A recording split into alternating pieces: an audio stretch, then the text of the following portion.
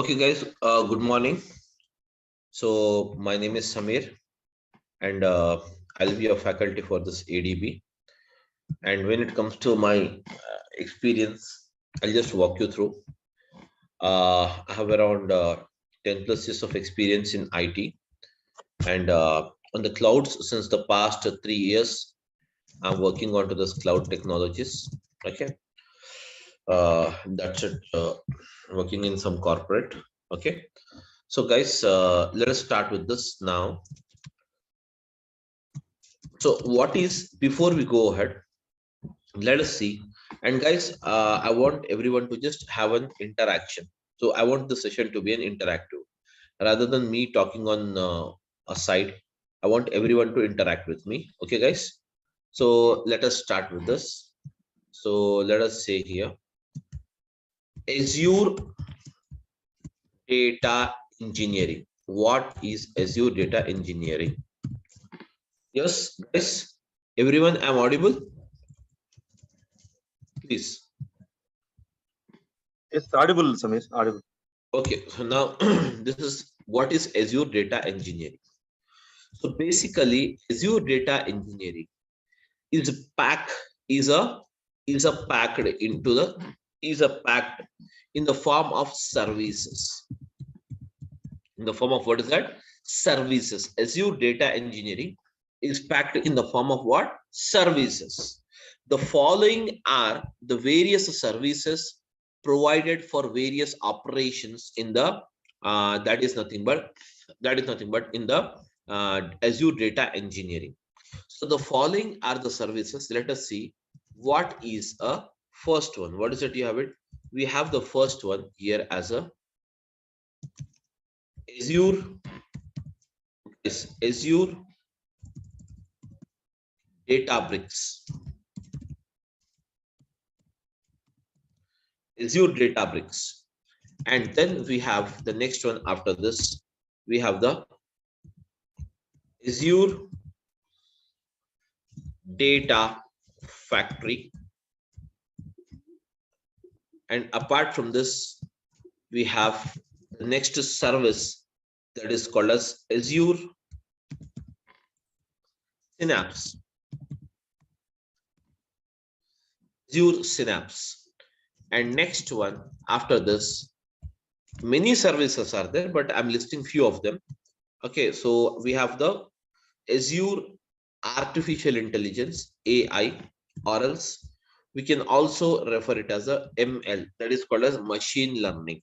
Okay, so these all are the services packed into this Azure data engineering. That means all end-to-end solutions for the data. That is nothing but data engineering means end-to-end solutions for the data. So now, guys, what is this Azure data that is Azure Databricks is used, and what is the purpose of it? So, guys, this service called Azure Databricks is provided by the Microsoft to perform the job of ETL. So, guys, what is this ETL? Where ETL stands for what? Extraction, transformation,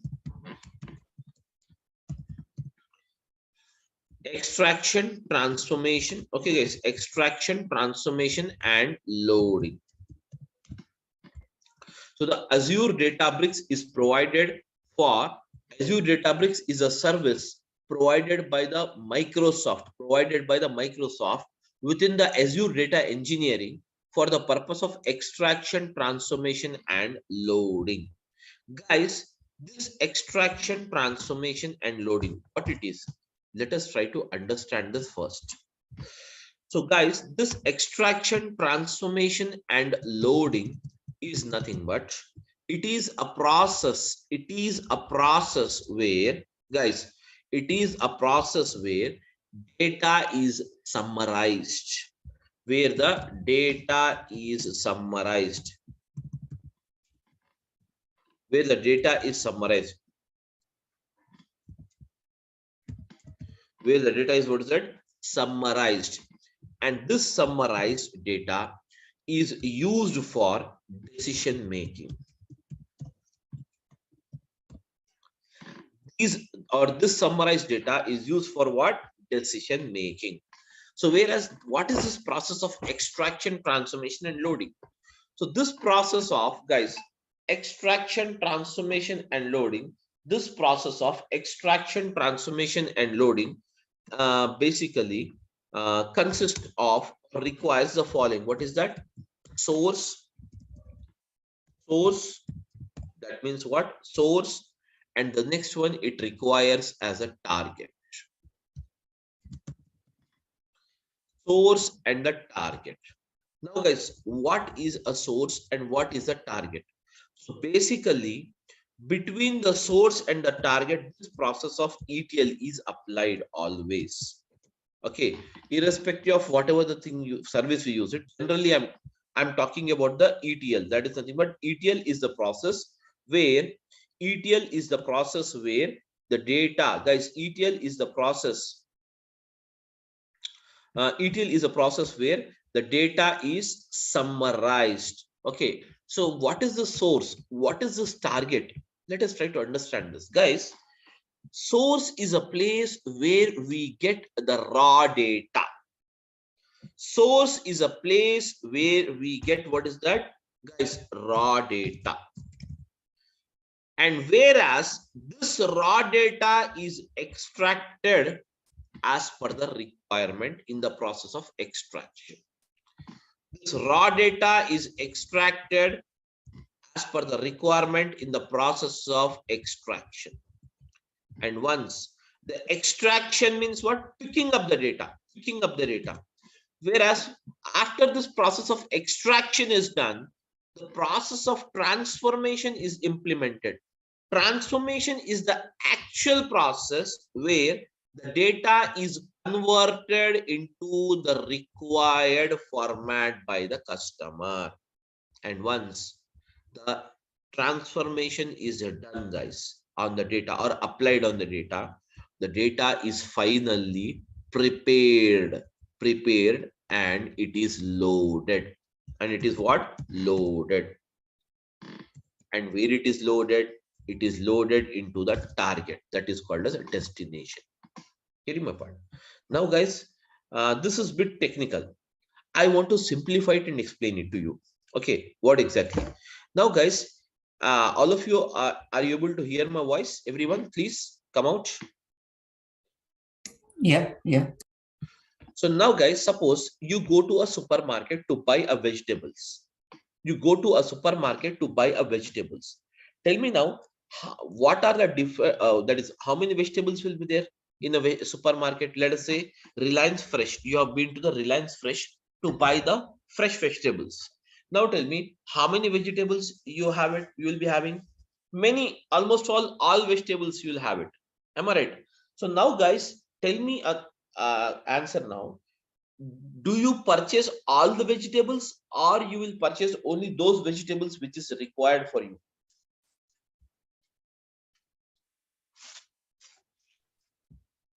Yes, my question is that you have been to a supermarket.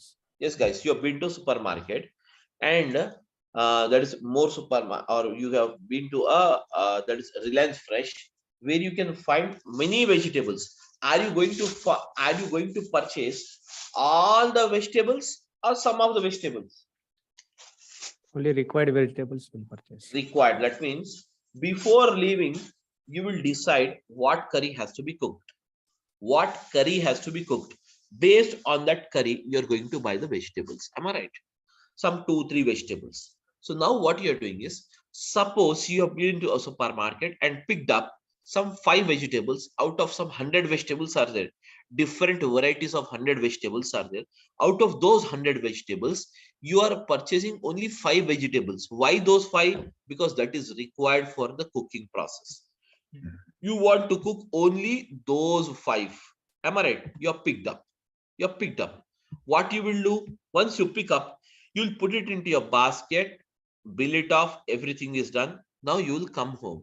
Now tell me, what is the form of vegetables now?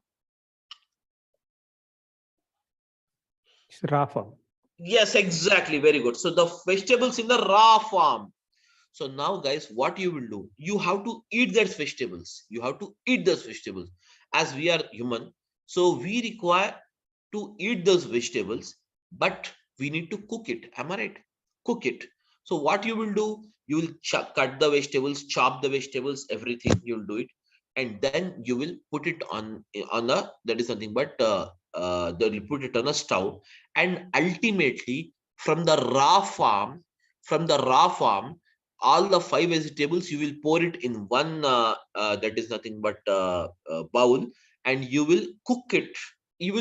That means you're converting this raw form of vegetables into cooked format. Am I right or not? Are you changing the form of vegetables or not for eating purpose? Yes, guys. Yes. Yeah, you have converted. Ultimately, the vegetables are cooked. The vegetables are cooked. Now the curry is ready. So that means what you're doing, you have bought the raw vegetables. You have first of all picked up the vegetables. You have been to the supermarket and picked up the vegetables. And once you have picked up the vegetables, what you are doing, you bought them home and cut it off and chopped it. And once the chopping, everything is done, you are changing the form of those vegetables from the raw form to what is that? Cooked form, as per our requirement. Ultimately, once the vegetables is cooked and ready, then what you will do? Finally, you will eat. That is nothing but called as what? Loading. Same way, guys, picking up the vegetables, from multiple 100 vegetables are there, but you are picking up only 5 vegetables. And those vegetables, picking up the process of vegetables from the supermarket is called as what? Extraction. It is called as the process of what? Extraction. Whereas the extraction is done, then what you are doing? Transform. That means you're getting them home and chopping them, cutting them, and putting them into the bowl to cook, and ultimately cooking those vegetables. That means you are converting the raw vegetables to what is that? Cooked format in the form of a curry. Am I right or not? Ultimately, once that is called as a process of what? Cooking is the process of transforming. Cooking is the process of what? Transforming. Ultimately, once the transformation is done, finally your destination is what? Your destination is the curry. So curry, you will eat it. That's it. That is nothing but finally the process of loading is nothing but cooking. That's nothing but eating the same. So hence, this is actually you have the process in what? Extraction, transformation, and loading. That's it, guys. Nothing else. There is no technicality. There is no something is, where you need to worry about how the things will move on. All these things, you need not worry about this. Simply extraction, transformation, and loading is the process. Extraction, transformation, and loading is the process of converting the picking up the required data, and transforming the data as per the requirement, and ultimately transformed data you will load it into the target. Okay, so guys, is it clear for everyone what is ETL actually? Yes, guys, I want an answer, ma, please. Huh? Yeah. Okay, so before we see some examples on how actually this process is taken place, let us try to understand few more things here, then we'll come back to this. Let us try to understand first of all what is a cloud, what is a clouds, and what is an on-premises. Then we'll come back to this. Okay, so first of all, let us try to understand what is cloud. So now, guys, because what is it you have it? Azure data engineering is a cloud-based engineering, cloud-based data engineering. Am I right? So now, guys, I wanted to explain you, or let us try to understand first of all, guys, what is a clouds and what is an on-premises. Let us try to understand first of all what is a cloud basically. Okay, so guys, when it comes to this cloud, okay, just forget about this cloud. I'll just give you an example for this. Now, guys, all of you are using the mobile phones. Am I right? All of you are using the mobile phones or not, guys? Yes. Yeah, I want a reply from every one of you. Please, guys, try to respond. Yes, are you using the mobile phone or not? Yes, we are. Yeah. So now every one of us is using the mobile phone. Now guys, when it comes to this mobile phone, you in the mobile phone, we have some memory. Will it be there memory or not? Yes. Every mobile has some memory or not? Yes. So now, what are the types of memories you will have in your mobile phone? Can you tell me? Yes, guys. Mobile SD memory. Yes, mobile internal memory and scan disk memory. That means you will have the memories in a mobile phone. You will have the memory in the mobile phone, such as what is that? SD card memory. So I'm writing it here. In mobile, you will have the memory. So that memory is called as mobile inbuilt memory. Am I right? With every default you purchase a mobile phone, you will get mobile memory as a free. Am I right? Mobile memory as free. Apart from the mobile memory, guys, you will also have you will also have, guys, you will also have a memory that is called as SD card memory. What is my SD card memory, guys? SD card memory is nothing but scan disk card memory. That means, suppose every mobile you are getting it with a 16 GB internal storage memory. That means this 16 GB, guys, this 16 GB is a default memory. That means in your mobile phone, you can store up to 16 GB memory. Whereas if you require to store more memory rather than thus, you want to store one more, that is nothing but 32 GB of memory you wanted to store it. For that, what we do, we buy an external SD card and we will just put it in your mobile phone. Okay, put it in your mobile phone, and from that point onwards, you can use this memory of 32. So now tell me, totally what is the amount of memory you have it in your mobile phone now? 32 plus 16. Guys, tell me now. 32 plus 16 means what? Guys, 48 32. GB. 48 GB. Very good. So 48 GB memory. Totally, you can store up to 48 GB memory now in your mobile phone along with SD card. Now, the question is that now the further I have some more videos and photos, etc., which is amounting to around 100 GB. 100 GB. Let us assume amounting to around 500 GB. Now tell me, how do you store this 500 GB memory? You already utilize the 32 GB, you already utilize the 16 GB memory. You have to store more 500 GB memory is required now. So now tell me, guys, what is the way you adopt it?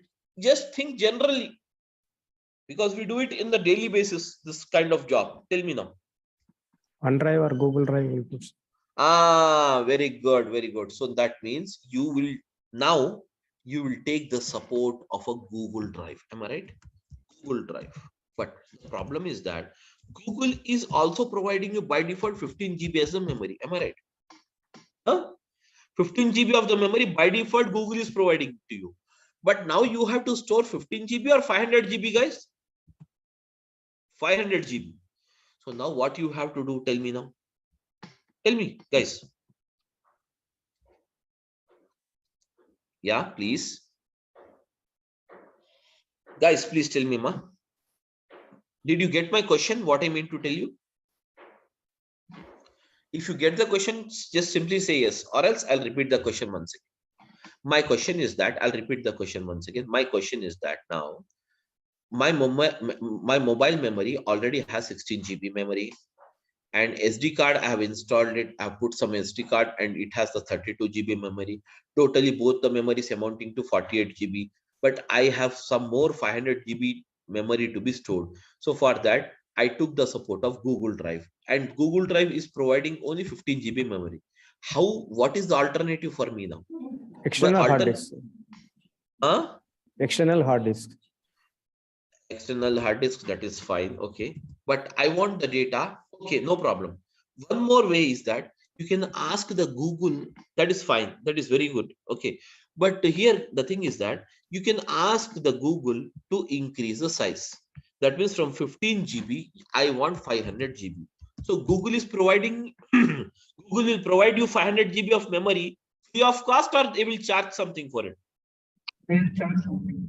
They They'll will charge. charge. That means after 15 GB, even if you store 0.1 MB also, okay, then it is going to charge you. So you can buy the space on the Google Drive by paying some cost. Now, guys, totally, I bought it. I bought this one also. Everything is done now.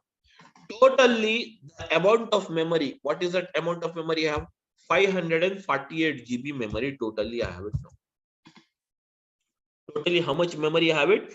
548 GB. That means 48 GB in my mobile phone and 500 on my Google Drive. Now, one fine day, I lost my mobile phone. One fine day, I lost my mobile phone, guys. That is my query. Now, my query is that when I lose my mobile phone, so I could not able to trace it off.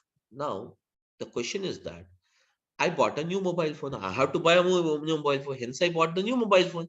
Now, once you bought a new mobile phone, guys, please tell me, can you recollect this 48 GB? Can you recollect this 500 GB memory or not?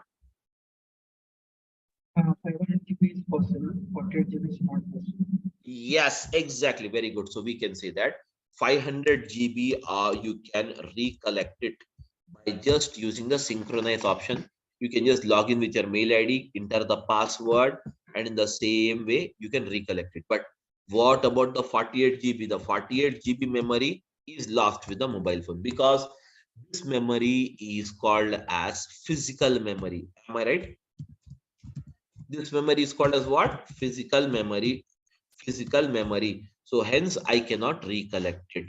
Whereas the memory or the data which is stored on the Google Drive can be recollected. So we can say that the Google Drive, we can call it as a cloud. Am I right, guys, everyone? Google memory is called as what? Cloud memory. Google memory is called as what is that, guys?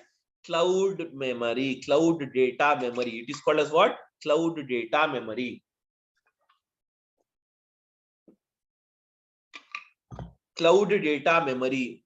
Whereas the physical memory of your mobile phone, we can refer it as what? On-premises memory. Am I right, guys? I can refer it as what? On-premises. So now tell me, what is the drawback, guys? Now tell me, what is the drawback you have? What is the drawback you have between on-premises memory and cloud memory? On-premises memory, once you lose your mobile phone, you cannot recollect it. But the same can be recollected using the cloud. Am I right or not? So now this is the drawback. You have it in the on-premises data. So now, guys, just for 548 GB, which is required for us, now what we have done, we took the support of the cloud rather than taking the support of the mobile phone. So in the same way, what you have done, tell me now, what you have done? That means you have moved physically, guys. You have moved physically from the cloud, from the physical mobile phone memory to what is that? Cloud memory. That is called as Google Drive memory. Am I right or not? So nowadays, every one of us storing the data in mobile phone inbuilt memory, or we are storing it data into the Google Drive, guys? Tell me now. Huh? Google Drive. Most of us, every time, we will store the data in the Google Drive. Am I right, everyone? So why do you store the data in the Google Drive? Tell me now. You can recover. Yes, can recover it. Suppose tomorrow you have traveled to other country, suppose United States or America, and did not take your mobile phone now. Now what happened is, as you did not take your mobile phone and you're there finally into this some United States of America. So can you get this Google Drive memory resaved to your mobile phone in even after reaching the USA? Tell me now, guys. Yeah. Of course, that means the access is possible even irrespective of the location. So we can say that we can access this data which is stored in the Google Drive from anywhere in the world.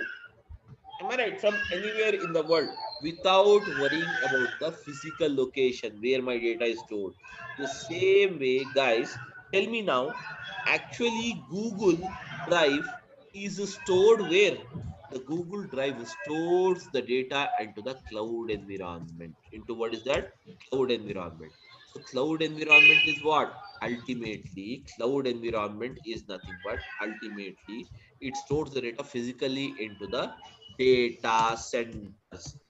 Every cloud provider has the data centers, and now in these data centers the entire physical data will be stored. In this data centers the physical data will be stored. Am I right, guys? Everyone? Okay. uh Somebody just put it yourself in mute mode. I think there is no issues from my end. Yeah, guys. Okay, now fine now. So now I think the voice is background voice is not there. It's fine now. Okay, guys. There is no disturbance now, I think, from the background. Please say yes. Yeah, it's fine now. Thank you. So now, guys, now, so in the same way, guys, here you have a cloud and on-premises. Cloud means what? Cloud is nothing but storing the data onto the Google Drive is a cloud environment. And now, guys, on-premise is nothing but storing the data into your mobile phone physical memory. Mobile phone memory. Mobile phone memory is called as what? On-premises. Is called as what, guys? What is it called as? On-premises. Am I right, guys? So now, guys, as we are an individual, still we wanted to save the data. Still we wanted to move it from the physical memory to what? Google Drive memory. In the same way, lot of the corporates, many corporates, now what they are doing is they are planning or they are moving from the physical data to what is that? Cloud data. So for that, many cloud providers has come out. Many cloud providers has come out to provide the support for it. So for that, the following are the cloud providers we have it. What is that? The first one is called as what? Azure. Azure is a cloud provider from Microsoft. So Microsoft, what it is doing is it is marketing their product, the cloud product. It is marketing its cloud product with a name called what? Azure. Okay. And then we have what is that? The next one provider as what? Amazon, or we can say AWS. AWS is from what? Yes, Amazon Web Service. Amazon Web Service. And the third one, what is that? You have it? Google GCP. So we have the GCP, which stands for what? Google Cloud Platform.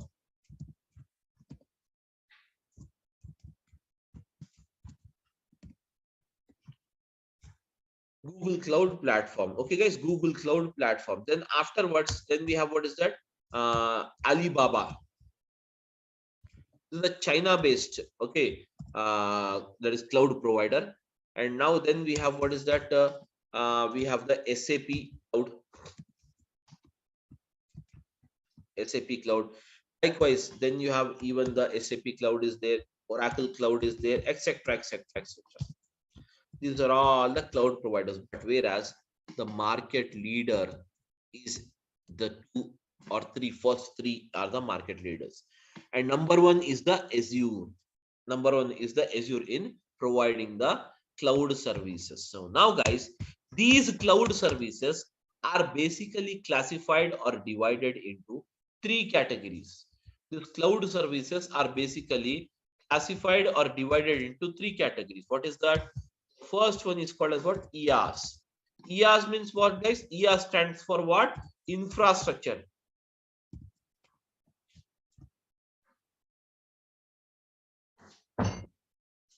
Infrastructure as a service. And then you have what's that? PaaS. PaaS stands for what, guys? PaaS stands for what? Platform as a service. Then, guys, third one is CaaS. CaaS stands for what, guys? Software as a service.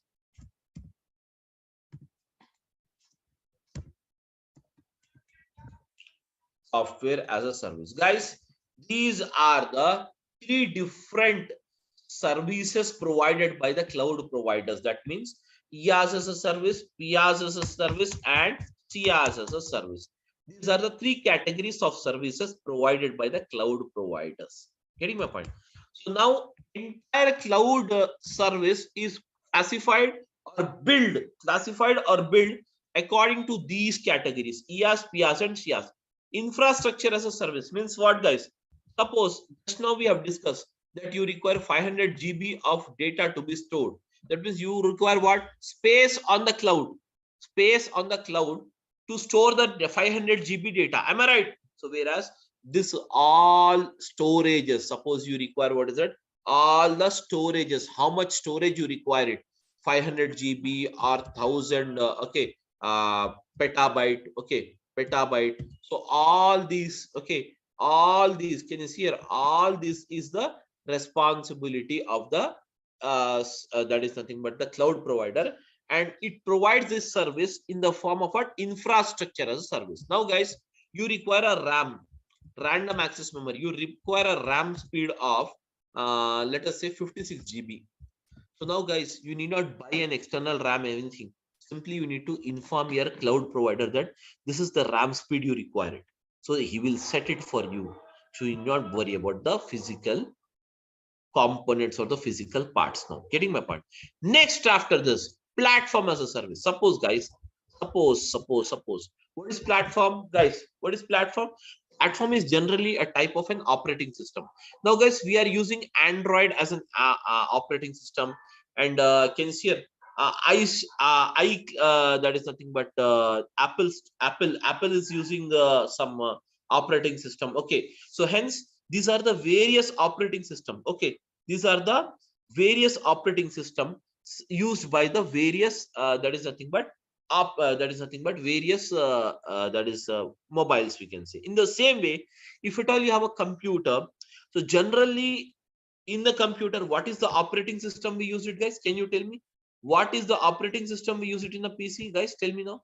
Generally we use the Windows as operating system, but now my question is that I have a very massive amount of data, and this massive amount of data is not supported on the Windows operating system most of the time. Let us assume banking data. Banking data is very huge, massive amount of data. So now it is not supported on the Windows operating system. Hence, we require some other operating system that is called as what? Mainframes. Mainframes is an operating system. Mainframes is an operating system from what? IBM. So you need not buy the license of this. You need not worry about the operating system. Simply you need to inform your cloud provider Azure that you require the mainframes operating system. He will take care. And now guys, suppose you require some softwares. Softwares in the sense you require some reporting softwares, or you require some analytical software, such as you require some softwares, or you require any kind of reporting. That is nothing but, suppose you require Power BI, or suppose you require some Cognos. You need not buy the license of this, need not worry about this. Simply you need to inform your cloud provider that you require it. He is going to buy that for you. He is going to buy that for you. Everything is taken care by that is nothing but by the cloud provider in the service called what? Software as a service. So these are the three categories of services we have it. So whereas the cloud providers has divided their service based on these three, and based on these three categories only they will bill you. They are going to bill you. It is as simple as, guys, simply you log into this. You have the OTT platforms is there, Amazon Prime, Netflix, etc. What you will do, you will enter your mobile number and a password. That's it. You will enter it into the application, and once you enter into the application, if you want to watch a new movie, then you have to subscribe that particular premium subscription or not. Tell me now, guys. You need to buy a subscription or not, premium subscription, to watch a latest movie. Yes, tell me. Do we require to buy it or not? Yes, sir. Yes, required. So in the same way here also, whichever the service is required, in the same way, simply we need to buy it. buy it from the Azure. Buy means what? Here we are just that means utilizing it, paying it. That's it. Utilizing and paying the cost.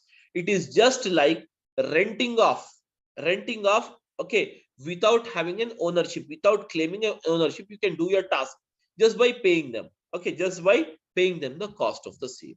So whereas where these are the three categories of service provided by the cloud. Now guys, the cloud is clear for me and on premises is also clear for me. Everything is clear. But my question is that source, target, and this thing is done already. This is also extraction, transformation, loading done. But my question is that what is exactly the use of the ADB, that is called as Azure Databricks? What it does? We have to understand this. So now guys, let us come back here. When it comes to the Azure Databricks, the Azure Databricks is a service of Microsoft, which is provided to perform the job of extraction, transformation, and what is that? Loading. To perform the job of extraction, transformation, and what is that? Loading. The Azure Databricks is a service of a Microsoft provided to perform the job of extraction, transformation, and what is that? Loading. Okay guys, now when it comes to this Azure Databricks, exactly, let us try to understand this ETL with some example. Guys, here I have a data. So let us say here I have some data here. So I'm using it this as a source, and now I have the source, and now guys, in the bottom I'll write the target. My query is that I have a data of a supermarket, and supermarket data is given like this: product ID, product rate, product quantity sold, and date of sales.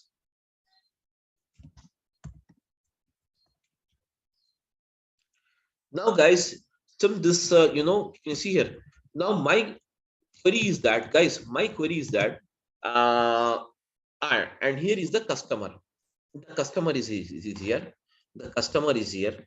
The customer wanted to know, guys, is a customer. That customer means what? The owner of the supermarket is a customer for us.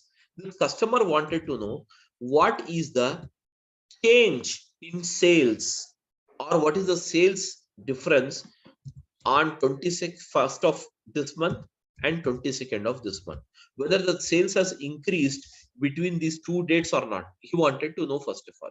So guys, first of all, to know this query or to report him the same to the customer, what is that you require it? You require the source, and the source consisting of the following information. What is that?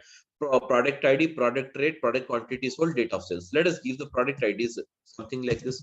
Product rate, let us give it as 100 rupees, and the quantity sold is 10, and then you have a date of sales. Date of sale is 21, guys, 21/11/2022. And then you have the product something like this, okay, product ID, and the rate is 200, and the quantity sold is 05, and now the date of sales is 21/11/2022. And then I have something like this. So I have 500/02, and now guys, I have 21/11/2022. Now guys, this is the thing we have it. First day, that means what? 21st data is already recorded. Do we have 22nd data? No, we will write the 22nd data. So as you wanted to write the 22nd data, simply what I will do is I'll copy this information and I'll paste it here. Okay, that's it guys. Let us see it here how to make it. So simply copy this information and I'm pasting it the same information. But now what I will do is, instead of this, I will make it as 200, rate is 200, and here I'll make it as rate as 300, and here I'll make the rate as 1000. That's it. Okay, just now guys, product quantity sold as it is, but I'm changing the date here. What's the date? 22, 22, and now guys, 22, 22. Now guys, here you have it. Now tell me now, as you have this 2 days data, tell me now, the 2 days data is here or not, guys? Now tell me, is there any difference in the sales? Is there any difference in the sales from 21st to 22nd? Can you tell me, guys? Yes, different is there, sir. Different is there. Difference is there. How can you say? How can you say? Just by looking into the data. Am I right or not? Just by Yes, looking yes. into the data, yeah, just by looking into the data, you can say there is a difference. Why you are able to say? Because you have only how many records are there, guys? Totally 6 records. Very simple, small data. You can look it here and decide it. Am I right or not, everyone? Huh? Yes, sir. Yes. Yeah. Yes. If you have massive amount of data, can you look onto the data and decide it or not?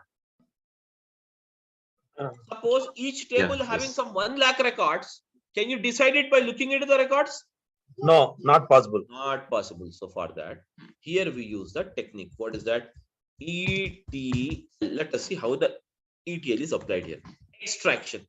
ETL stands for what? Extraction. Extraction. Let us see how the extraction is done here. The first process of extraction is that where you have to pick up. Do we require the product ID to find out the net sales amount of the day? Do you require the product ID, guys?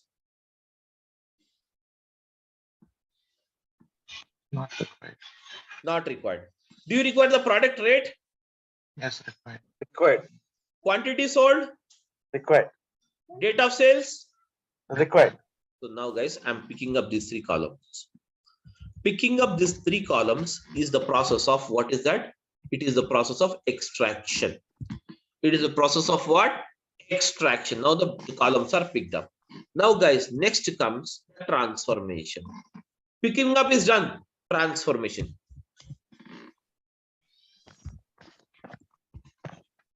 Now in the transformation, how can you find out the net? You want to find out the net sales amount each day. So to find out the net sales amount, do we need to perform some arithmetic operations on the data or not? That means some mathematical calculations is required or not?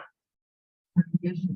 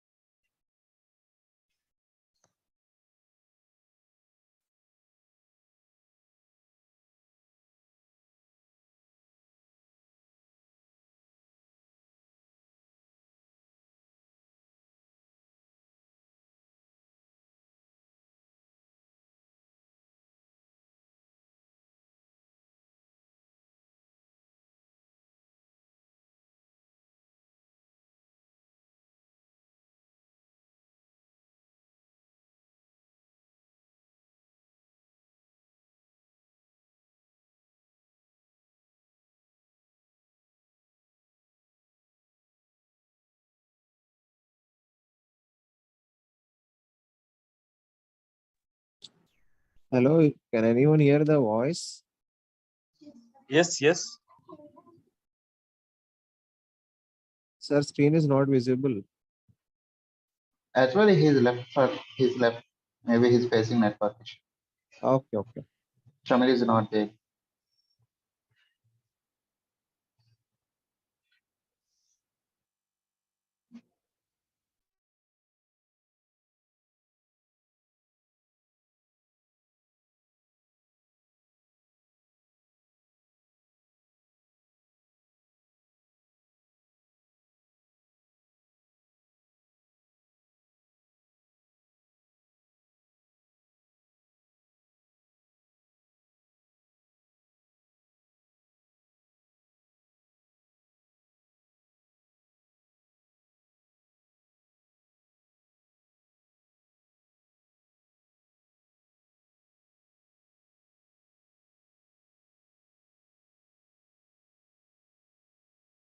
Sorry, guys, got disconnected due to some network issue. Sorry. Okay.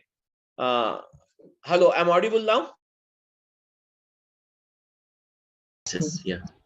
Yeah, I'm audible now. Yeah, so got disconnected due to some this thing network issue. Okay, so now guys, okay, we were just a minute. So just a minute.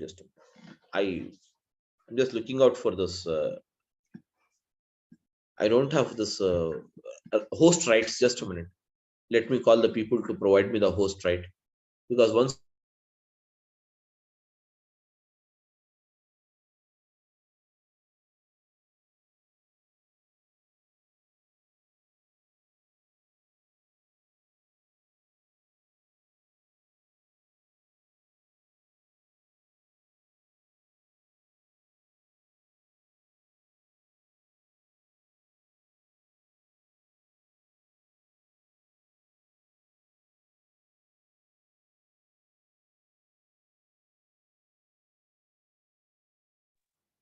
Because you can provide a host rights to Shami. Might be your is the host.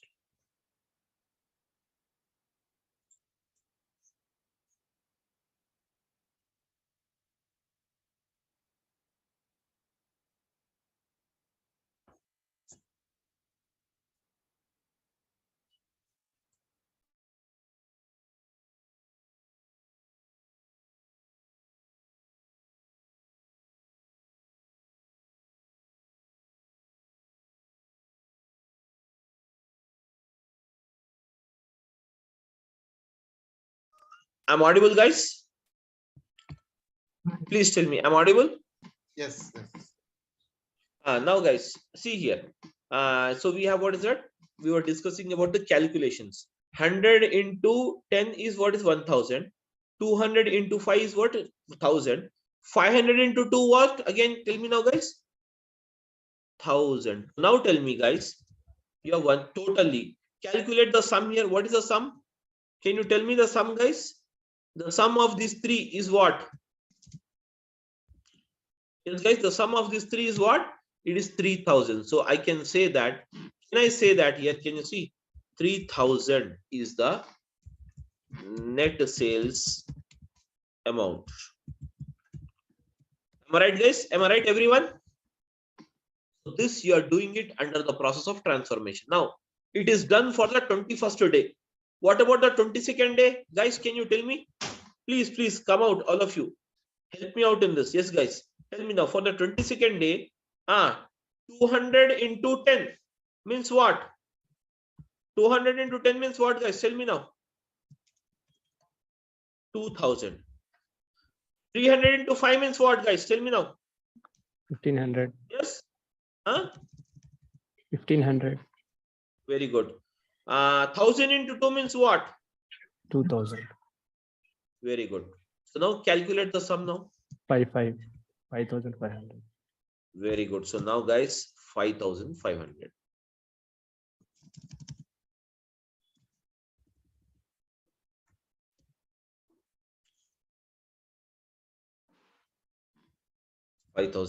Now, guys, this is the net sales amount. Now, guys, this process is called as a transformation process. It's done now.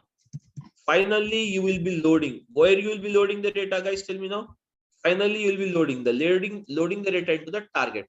So how will I load the data? I will load the data like this. See here. I'm loading the data. So net sales amount underscore sales underscore amount. Net sales amount is what, guys? Tell me now. Net sales amount is what? 3000. And now for which date it is? So I'm declaring one more column here. Oh yes, that is date of sales. Date of sales is, I'm using it as 21/11/2022. And then we have, what is that, guys? Tell me now. 5500, and it is on 22nd/11/2022. Now, guys, this particular thing, that is nothing but called as output. Now, can you see here? This entire thing, what you have done, guys? Can you see this entire thing? What we have done? We have transformed this much data. Can you see here? This much data of two tables I have transformed into one table and in the summarized manner. So this data, you can report it to the customer, stating that this is the difference of sales between 21st and 22nd day of November 2022. Am I right, guys? Everyone? Huh? This process is called as the process of what? Extraction, transformation, and loading. And this is done by using the Azure Databricks here. By using what is that? Azure Databricks. It is done by the process called what? Using the service called what? Azure Databricks, where extraction, transformation, and loading of data is done by the Azure Databricks. Clear, all of you now? Now, as a part of this course, guys, we are going to see this Azure Databricks. Okay, Azure Databricks, and the total duration of this course will be 60 hours.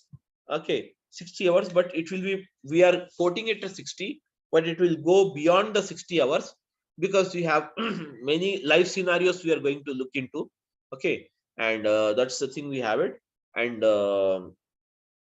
we are going to start the classes from tomorrow, the same 10 o'clock in the morning. Okay, guys, 10:15 in the morning. That's the timings we have it. 10:15 to around 11:30. Every day you will have 1 hour 15 minutes class, 1 hour to 1 hour 15 minutes class. And next, after this, guys, when it comes to this, the classes after this, even the resume planning and everything will be given to you as a support. Okay, and contents brochure, you can check it. Okay, Azure Data Factory and Azure Databricks both are used for the same process,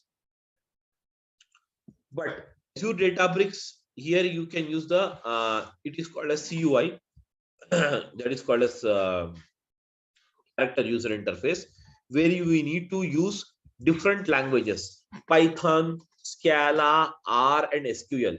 These are the 4 languages used in the bricks, Azure Databricks. Whereas in the Azure Data Factory, it is totally a menu driven. It is totally a menu driven. Both performs the same job.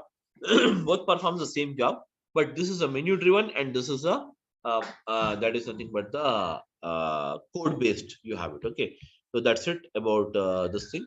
And every day we will have the class 1 hour to 1 hour 15 minutes, and Saturday, Monday to Saturday, Friday, you will have the classes. So generally Saturdays and Sundays I don't take the classes. If it is required to cover up the portion, then we will continue on Saturdays, guys. That's the only thing we have. Okay. So now you can ask me any questions if you have. Please go ahead. Sir, like I just wanted to know, there is coding part is there in the curriculum, so we need to learn coding as well. Yes, of course. Coding means whichever it is required, we will discuss it in the class itself. As such, separately, you need not learn the coding somewhere going outside. Okay. So what is that? I will explain you. That will be easy only, not so tough enough for people, what the people think. Okay. So we will be seeing here the coding in 4 different languages. See, there is SQL, Python, R, and Scala. I'll write the coding. Yeah. Sir, like what is PySpark that I'm hearing a lot about? See, PySpark is basically Python and Spark together. It is called as Spark, PySpark.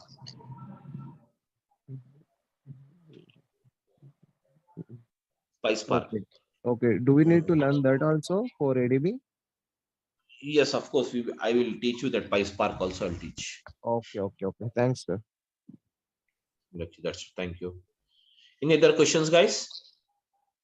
Sir, this is a duration, sir. Duration will be 60 hours. Okay. 60 hours. Azure Data Factory. Huh? Is it required to learn both Azure Data Factory and Azure Databricks It basically for industries? see guys, there is no connection between Azure Data Factory and Databricks.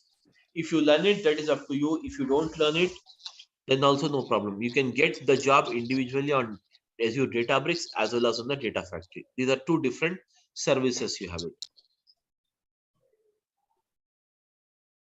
Okay. Sir, if there any deployment process are you explaining, sir?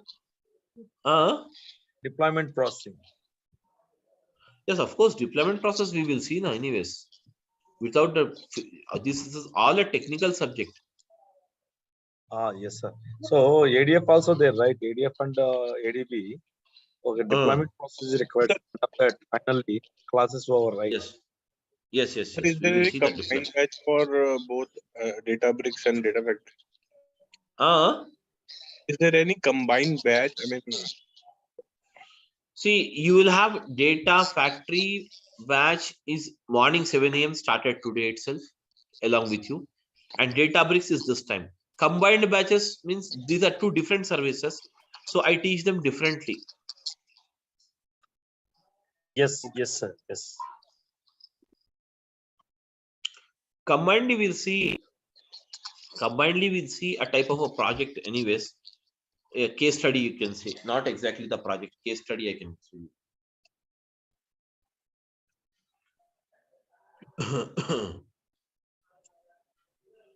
See, basically, when it comes to the data, someone is typing. So what is that? Monitor, optimize data storage, data processing. All this is covered, guys. And whatever the training we are going to look into, it is basically okay. More than enough to write a certification also. Certification for ADB whenever you want to write it. Okay, this is enough. So as a part of even the that is nothing but everyday videos will be provided to you.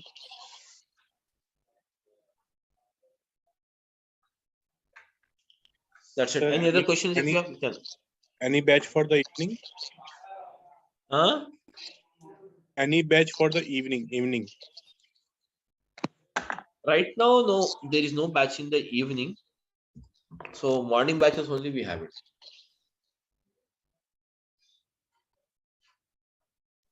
It's there, one batch is there, but it's already started 12 to 14 days back, it has started already. Yeah, 12 classes is already done with that. Samit sir, ADB and ADF both are providing Azure, right? Microsoft. What is the main difference between ADB and ADF? Basically, the ADF, what they're using is, if there is a project in where you are going to use the ADF and ADB both, the ADF is used for data ingestion process. Up to only data ingestion process only, the ADF they're using it. Further, after the data ingestion of the data, ingestion, that means insertion of the data. Okay, once the data is inserted, the data picking up the data from there and preparing or moving the data into Delta Lake and then performing the visualization. For all this process, we are using the ADB only.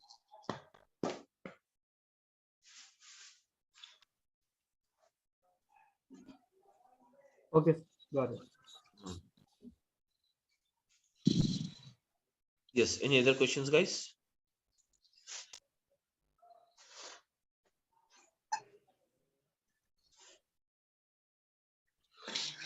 Okay, Sir, that's it, guys. Any specific software we have to download for this? No software is required. No software is required. No licenses is required. Simple, very subscription. I'll tell you. I'll show you. You have to subscribe that. That's it.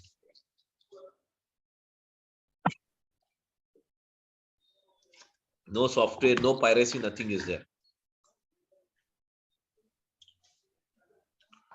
No piracy, Yeah, no but it is asking some card, yeah, credit card number asking. Yeah, credit card, obviously. That is for free subscription. It will take you. It will charge some 2 rupees from a credit card, and the free subscription will be valid for 30 days. Okay, and after that you have to go for pay as you go model. That pay as you go model will not cost you if you based on your usage only. It is just like pay as you go, means it will not charge you more than 700 to 800 for an individual. So okay, because we are working on, because we are working on an type of an organization. Then even I'm taking multiple batches. Even then I'm not getting the bill more than 2,000 rupees per month, 2,000 to 2,500. But there is a technique for saving this. That is nothing but how to save the cost and all. I will that is anyways tell you those techniques. So if you follow that, that's not a problem for you to make out. That's the thing. Yeah, can you providing that license code in per for practice purpose. Huh? Yeah, can you provide license account? Sorry, can you providing account so but for a practice purpose? Account, you can take it. It's not me to provide you. You can take it directly. I'll show you the way how to create account. Everything I'll show you. Yeah, okay.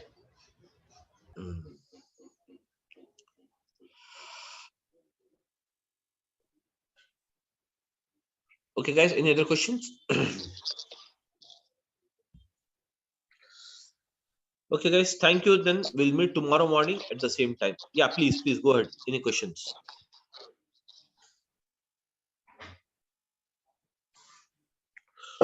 Okay, sir. Bye. Okay. Thank you, guys. We'll meet tomorrow. 10:15. Okay. Thank you, everyone. Thank you. Yeah, thank you. Bye. Yeah, thank you. Thank you. Bye. Okay, so now let us start with this.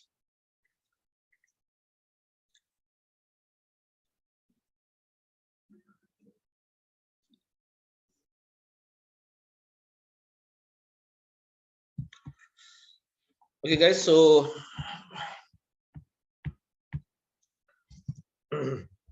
let's start again, and just we'll begin the introduction part today.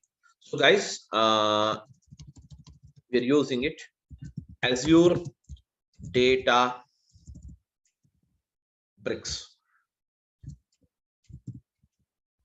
Okay, we're using the Azure Databricks. So basically, what is Azure Databricks? Guys, the Azure Databricks is nothing but it is a cloud-based service. Cloud-based service provided by Microsoft. It is a cloud-based service, guys. It is a cloud-based service provided by Microsoft. So Azure Databricks is a cloud-based service provided by Microsoft. It is a cloud-based service provided by Microsoft to perform the job of ETL. So now, guys, what do you mean by ETL?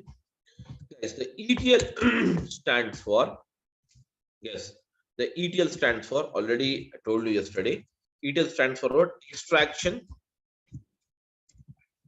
Yes, extraction, transformation,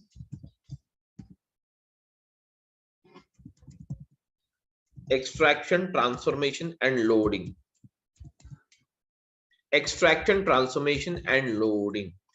Whereas this process of extraction, transformation, and loading is a process of, yes, is a process of what? Data summarization. Is a process of what? Data summarization. It is a process of what, guys?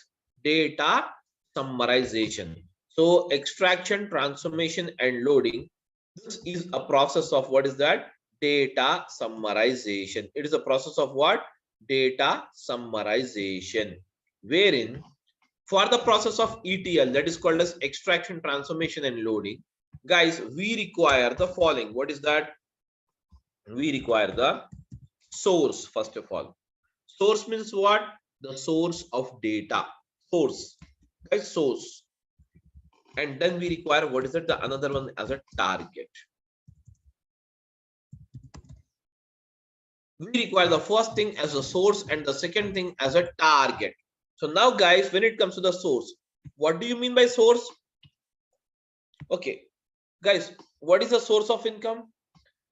The place from where we get the money is called a source of income. In the same way, a place where that is nothing but the source from where you get the data is called as what? Source of data. Source is nothing but actually it is, guys. Source is nothing but what? Actually it is. Yes, guys. Source is nothing but actually it is. Okay. Actually, it is the source of data. That is a place from where we get the data is called as what? Source of data. Okay, guys. A place from where we get the data is called as what? Source of data. So I'm using source of data. Yes, guys, source of data. So now, guys, tell me now the source of data. So according to you, what are the sources which are available from where we get the data, guys? Tell me now.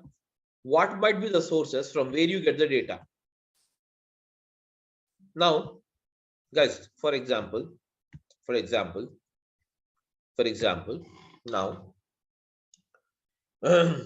you're typing or you're recording some information of your expense, house expense. So where do you write your house expense generally? Nowadays, we are using in digital format only. We are not taking a pen and paper and writing the things. Everything we are digitally writing it. Tell me now, house expenses, where do you write it? In which type of file do you write it? Tell me now, guys. This much is the earning for this month, and this much is the expenditure you have incurred. You have to write all these things. So tell me now, how do you write it, guys? In which file you use it, or where you write it in the computer? Can you tell me, guys? Somebody? Guys, am I audible? Yeah, am I audible, guys? Everyone? Yes, you're audible. So you're understanding what I mean to tell you? Guys, you're understanding what I mean to tell you? My question is that, suppose you have to write your household expenses. Not let us go into the broad scale. We'll just go to at our place. You want to write a household expenses. Where do you write this information? That is income, expenditure. You have to write it. What type of thing you use it? Are you going to use in Excel file, guys, or not? Yes. So that is nothing but basically your house affairs, or your that is nothing but house expenses and income. You're going to write in an Excel sheet, but ultimately that is what? That is nothing but the data. That is nothing but what is that? Data. So we can say, what is that? Source of data is nothing but the place from where we get the data is called as what? Source of data. A place from where we get the data is called as what? Source of data. So we can get the data from what is that? Following files. We can get the data. Okay, files. What type of files, guys? Okay, but ultimately the files will also receive the data from what? Ultimately business. See, we all are working for the business or not? Even though you are working as a data engineer, that means you are working for a business or not? Tell me now, guys. Yes, everyone, you're working for the business. Am I right, everyone? Just give me a second. Just give me a second. I'll back.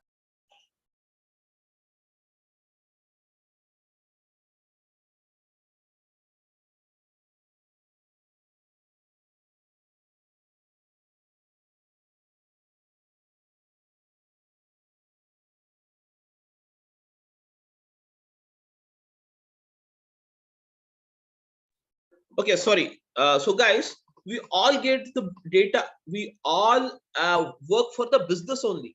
Though we are working here, suppose you're working as a data engineer in an IT sector, that means, are you working it for a business or not? In fact, that means you will get the data from the business. From the business entities only we get the data. Am I right, guys? From the business entities only we get the data. Whereas this data is recorded in the form of what is that? Files. In the form of what is that? Files. So what are the type of files you have it? Guys, what are the type of files you have it? The files are the following. So we can have, what is that? Yes, guys. We can have what are Excel files. Excel files. Excel files. And we can have, what is it? CSV files, which stands for what? Comma separated value files. Okay. Comma separated value files. And Excel files, comma separated value files. And you have, what is that? JSON files. JSON stands for what? JavaScript object notation files. Okay. And then afterwards, what is it? You have it? Excel file, CSV file, comma separated value files, JSON files, and you have the Parquet files. Parquet files.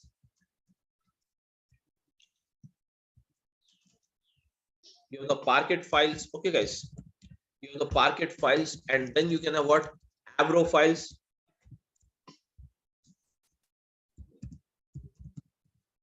And then we can also have what's that? ORC files, various type of files. That means we get the data ultimately from the business, and this business will be recorded in the type in the form of what? Files. Excel files, comma separated value files, JSON files, Parquet file, Avro files, ORC files. Anyways, you don't worry about the files.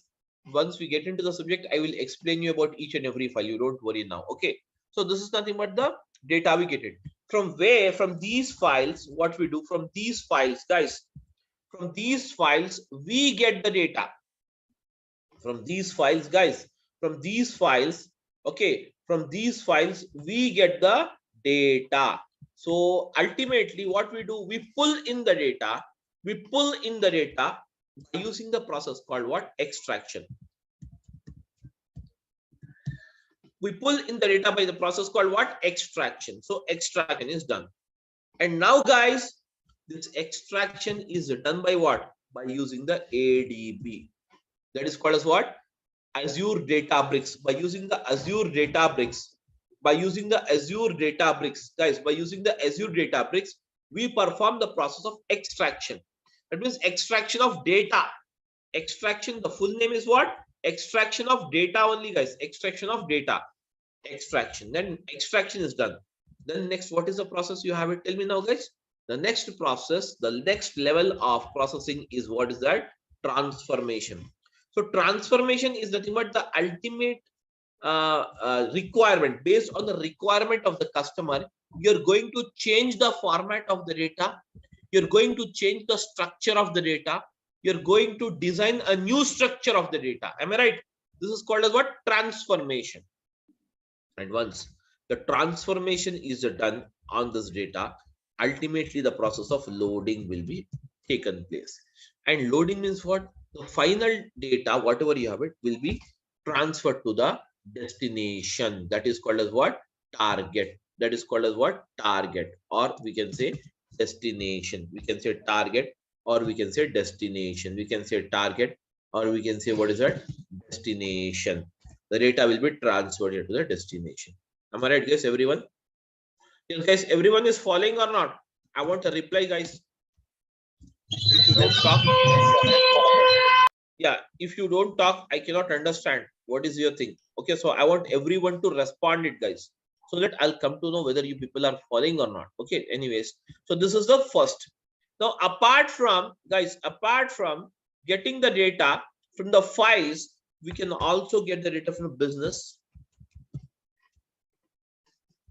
We can also get the data from the business in the form of what? Database. And database can be what again? The database can be what? It can be Oracle database. It can be the SQL Server database. Okay, it can be any type of database you have it. Whereas this kind of database, can you see here? This kind of database, when you receive the data, we can say that we have received the data from OLTP system. We have received the data from what is that? OLTP system. What do you mean OLTP?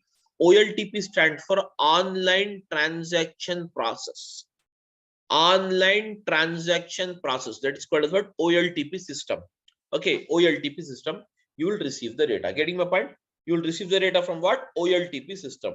So now, guys, ultimately from this database, what we do, we pull in again the same process. We pull in the data by using the process of what, guys? Same process we perform it.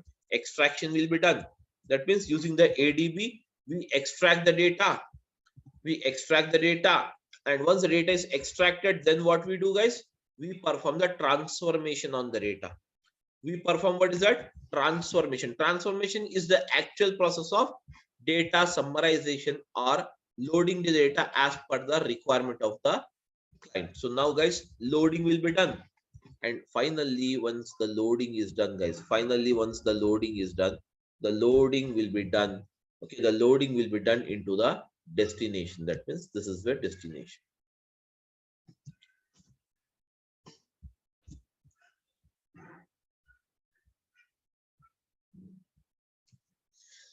This will be your destination. Getting my point?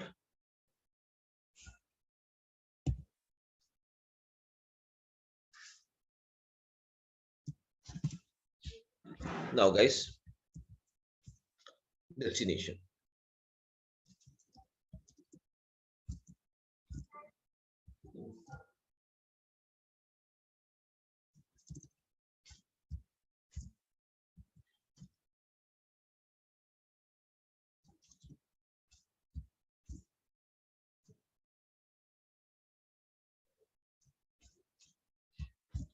Destination. I'm linking up just to show you guys, these all will reach the destination like this.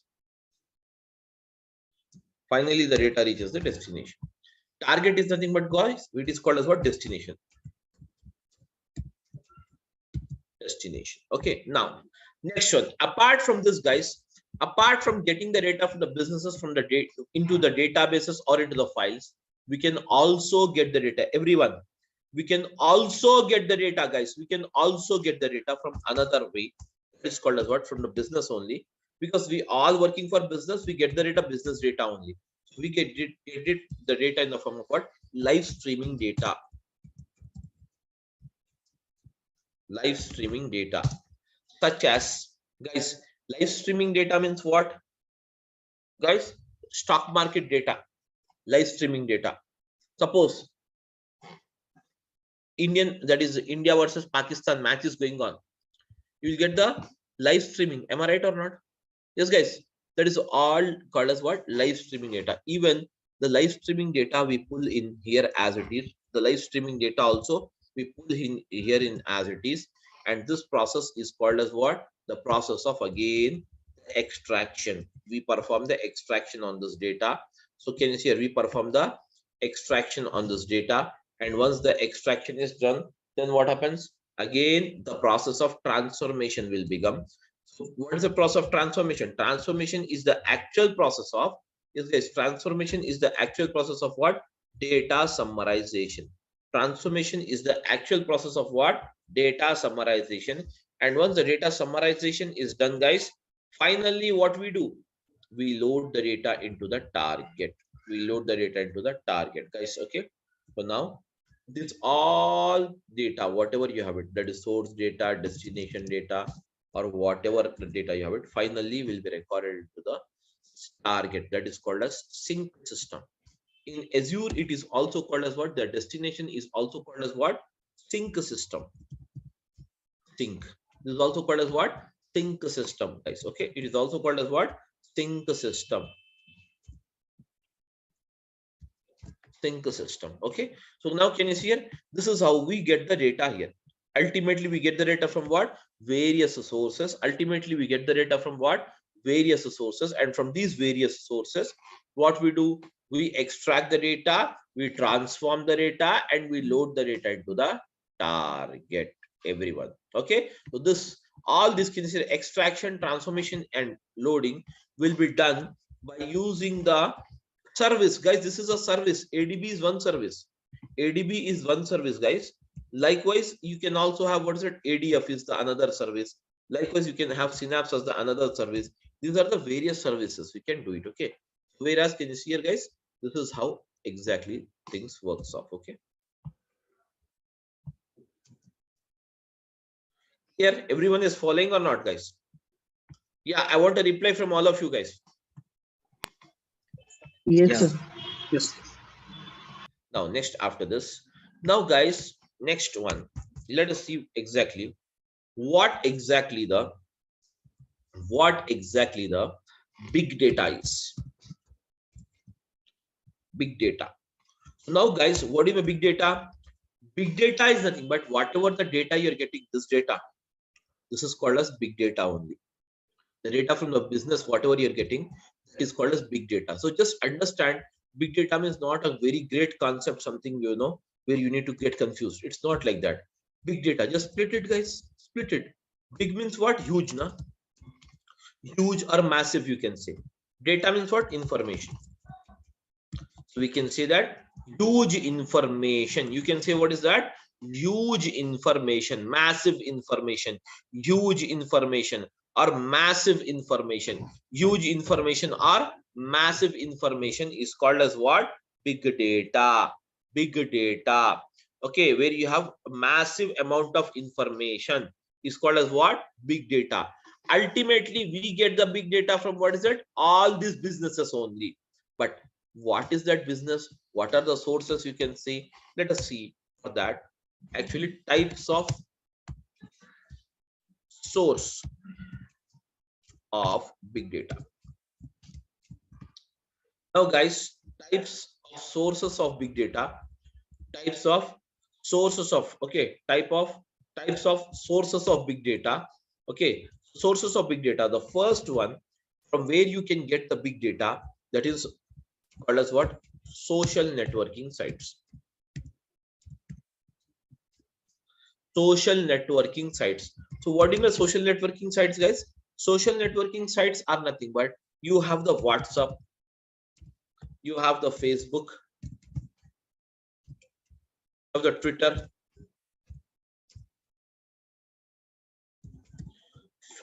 WhatsApp, Facebook. Okay, guys, WhatsApp, Facebook, Twitter. Then you also have what's that? LinkedIn. Then afterwards, you also have what's that? Instagram. All this Insta and all these are what? These are all called as what? Social networking sites. These are called as what? Social networking sites. So the social networking sites are basically referred as the major source of getting the big data. Major source of getting the big data. Getting my point? Next one after this, guys, you have the second source. So what is the second source? We can say second source as the banking application. So across the globe, the banking application is the major source, considered as the major source, guys. Banking applications are considered as the major source of getting the big data. The banking applications are considered as the major source of getting the big data. Major source of getting what's that? Big data. Major source of getting the big data. Suppose you go to a bank and get an entry done. So in your passbook, you have made some entries. That is some cash withdrawal entry and some deposit entry and some online transfer entry, some purchase entries, some entries you have made it. Okay, that means some transactions you have done it. So, but can you see here in this passbook, as you have made only 3 transactions, but it will give you some 7 to 8 lines code. Am I right? 7 to 8 lines it will print balance, it will print deduction after the debit balance. So that means type of data. That means banking data is considered as a massive or huge amount of data across the globe. Getting my point? So we can get the data, the big data. We can also get it from what? Banking applications. That means this we have discussed as a business now. Business means what? It can be social networking site, which is a one type of business. Banking application is the another type of business from where we get the data. Okay, then we can also get the data from what is that? Machine generated data. Machine generated data. So what do you mean machine generated data, guys? The data which is generated by a machine. Suppose you have a CT scan machine. Suppose you have a CT scan machine. Okay, so it scans of the human body, whereas the CT scan machine or MRI machine, okay, MRI scan or CT scan machine, whatever the machines you have it, okay, and then we have what's it? MRI, okay, scan, or else we can also have what is that? CT scan, MRI scan, and even the ECG machines. Okay, these are all the machines which generate some data. Am I right, guys?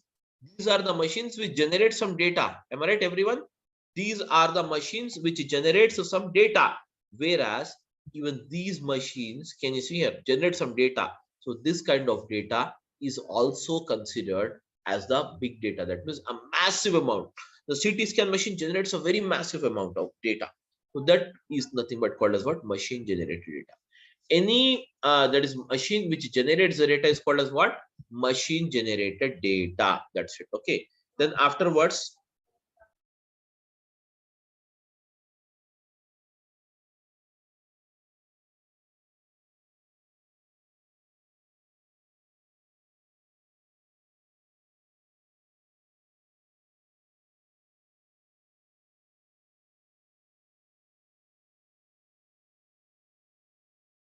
guys, just a minute, 1 minute.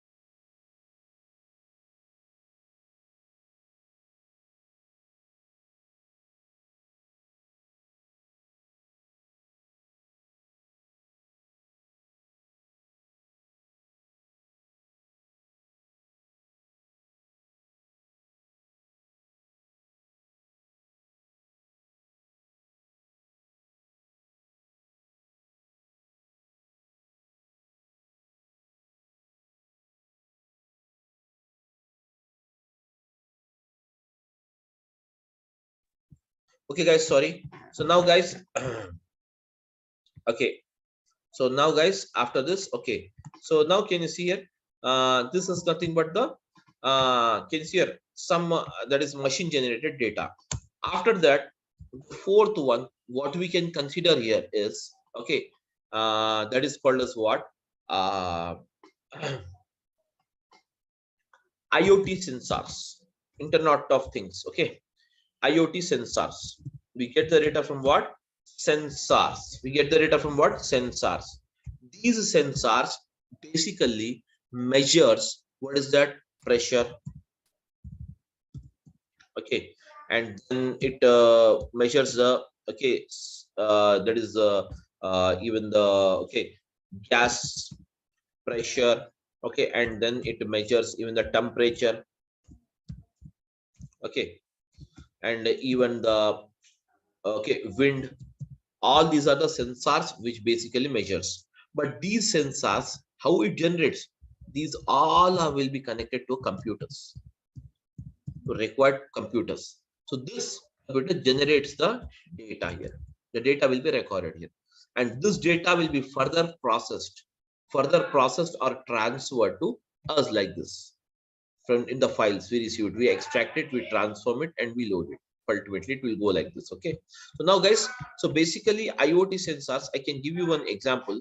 Guys, whenever you travel, and okay, like on the highways, once you will enter a basically a type of a town or a village. At the starting of this town or a village, you will find some a very big table fans which is rotating very slowly. Am I right? Which rotates very slowly. What it does exactly? That measures the wind, and those fans are nothing but a machines, at sensors only, and those are connected to the computers. And whatever the thing is recorded, the data will be transferred to the computer, and from the computer again the data will be that is kept into the files, and again it is transformed further for this analysis. So basically this is how exactly the process moves on here. Okay, so guys, okay, all of you following or not, please let me know, guys. Yeah, we can able to Excellent. follow. Now next, after this again you have what is that, guys? The fifth one is human generated data. Human generated data, it's not basically you will have that massive, but still it can be considered as a big data only. Human generated data means the data which is generated by you and me. Okay, the normal routine data, that is basically a kind of a human generated data. So this is also considered as the part of big data. But guys, this big data this big data is basically has some categories. That means we can say types of big data. We can have various types of big data. So now I will say types of data. Now, guys, what are the types of big data? Generally, guys, you will have the following types of big data. The first type of big data, which you can consider, okay, which you can consider that is first type of big data which you can consider. Okay, the first type of big data which you can consider, the first type of big data which you can consider is called as what? Structured data. Structured data means what? I'll type it. Guys, I'm writing it: name, ID number, and salary. Can you see this is the thing we have it? Name is, let us say, Alan. And now, guys, I'm using the ID number as something like this, and salary I'm making a okay, 10,000. And Bobby, 20,000. Carl, 30,000. These are the basically. Can you see here, guys? This is the data. Where can you see this data is in which format? It is in the proper format of rows and columns or not? These are the rows and these are the columns. Am I right, guys? Everyone? Yeah. These are the rows and these are the columns. This kind of data is proper data. Hence, it is called as what? Structured data. This kind of data is called as what, guys? structured data, the data which is placed into the proper form of rows and columns. The data which is placed in the proper form of rows and columns is called as what? Structured data. Am I right, everyone? Yes, am I audible, guys? Yeah, what happened? Am I audible to everyone or not? Yes.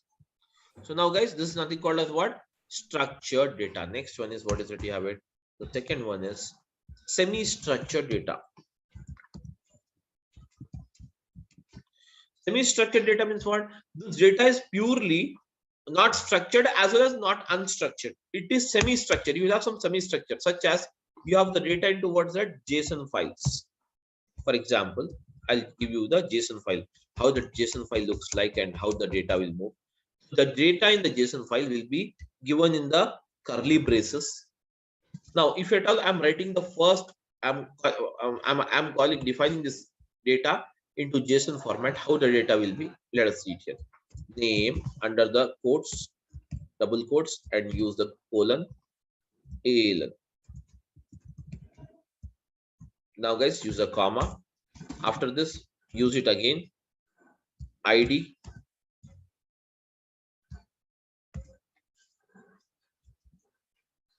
ID. Then use it as it's a numeric data. Now you can place it normally. Again, we have what is that, guys? Under this, again, you have what is that? Car. That is salary. This is also numeric data, so hence you can leave it as it is. Do not place under this. And finally, after this is done, the data is closed, the braces. Can you see this kind of data is called as what? Semi-structured data. It is called as what, guys? Yeah, it is called as what, guys? Semi-structured data. This kind of data is called as what? Semi-structured data. And now finally, the third one is called as what? Unstructured data.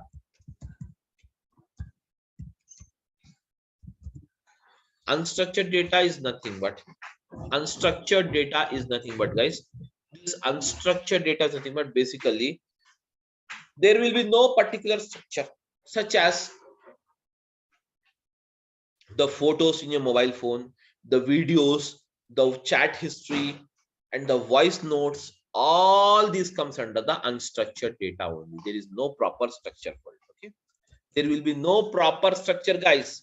There will be no proper structure. There will be no proper structure. Okay, there will be no proper structure. All the that is nothing data is called as what? Unstructured. 80% of the globe, 80% of the data from the globe, we'll get it in what? Unstructured format only. 80% of the data across the globe, you'll get it in what? Unstructured format only. So guys, these are the types of big data we can have: structured, semi-structured, and unstructured. And this structured, semi-structured, and unstructured can be placed onto what is that? Into this type of files, or into this databases, or we can extract it from the live streaming, further the as it is process. So this is how the entire structure works. So is everyone clear with this, guys, or you have any doubt? You can ask me now.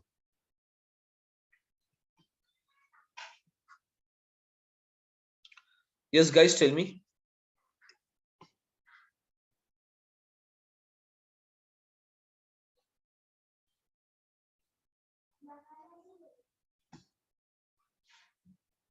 Guys, tell me now.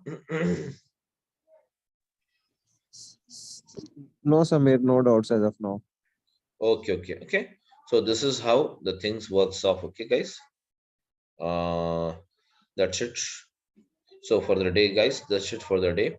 And so with Azure Databricks, what kind of data we usually handles, like structured or non-structured? Unstructured only. Unstructured only. Okay. Unstructured, semi-structured, and structure. 3 of them will handle it basically. Not mostly you will have semi-structured data.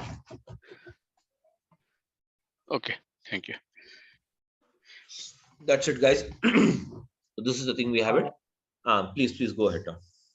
So to learn Databricks, do we need any predefined technical background? Hello, Do you? am I audible? Yeah, tell me.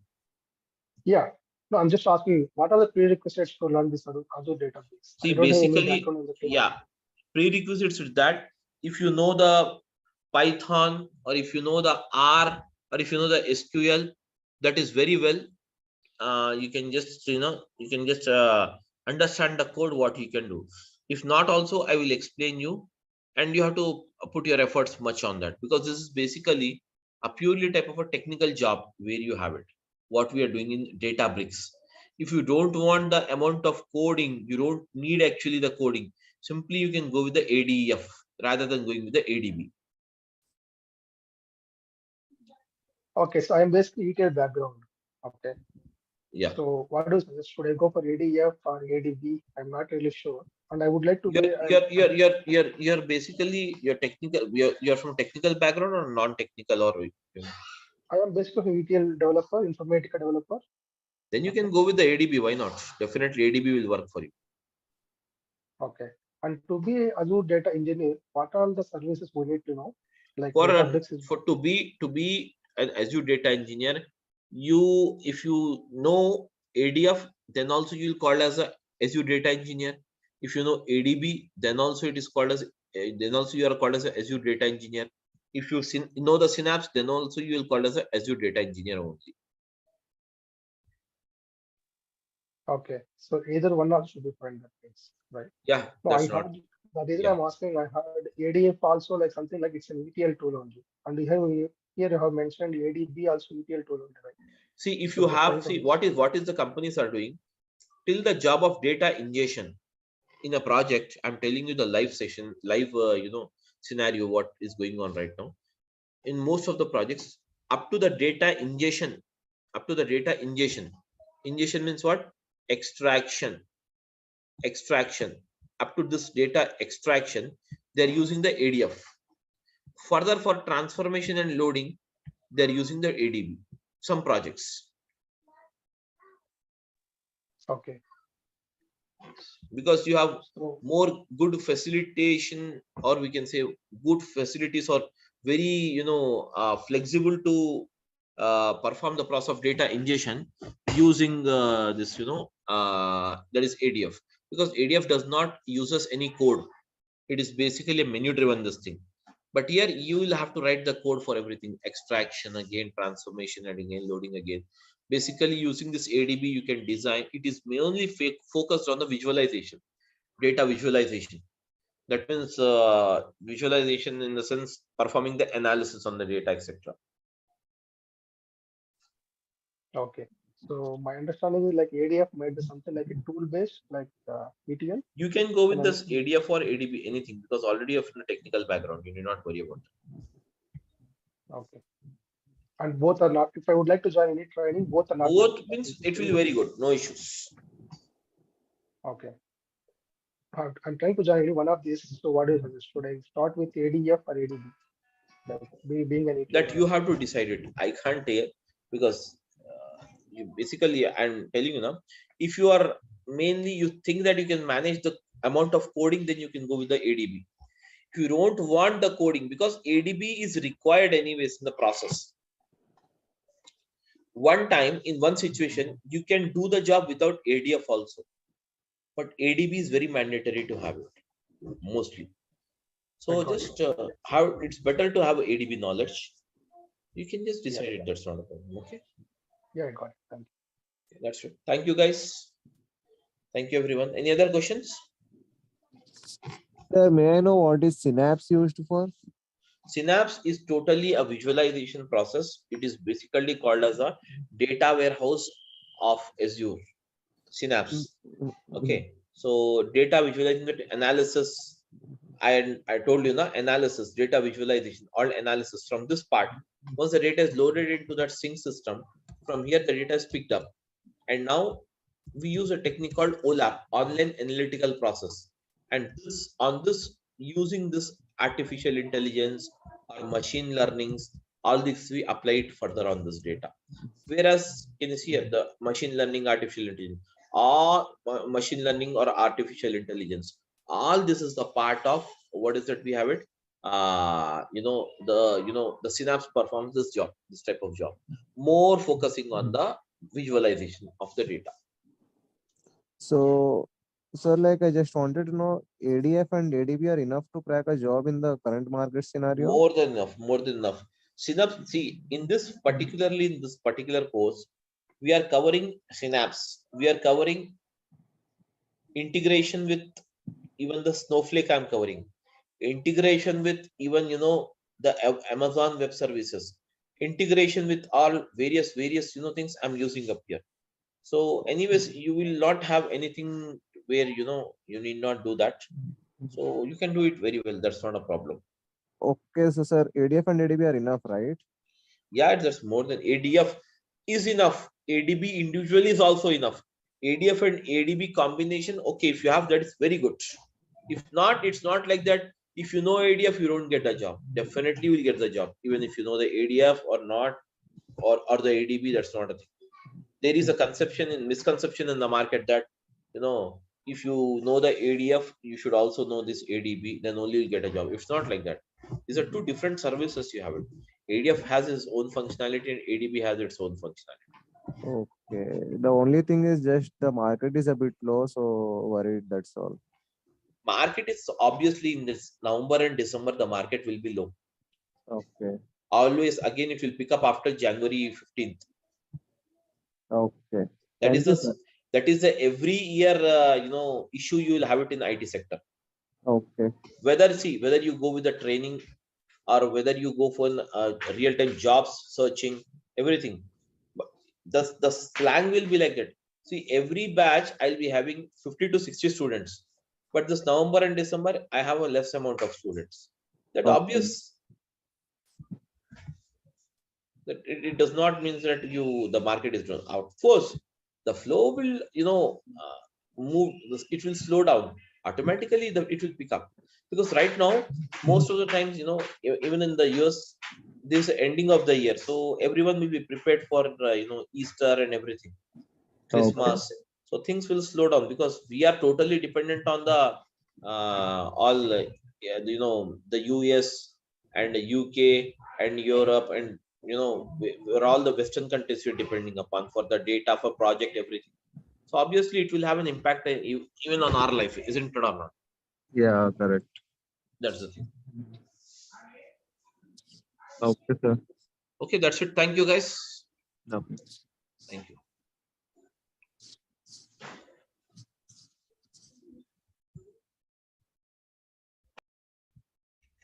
Yes, am I audible, Yes, guys? sir. Yes, sir. Good morning.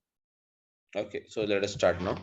So Azure Databricks. Okay, guys, Azure Databricks.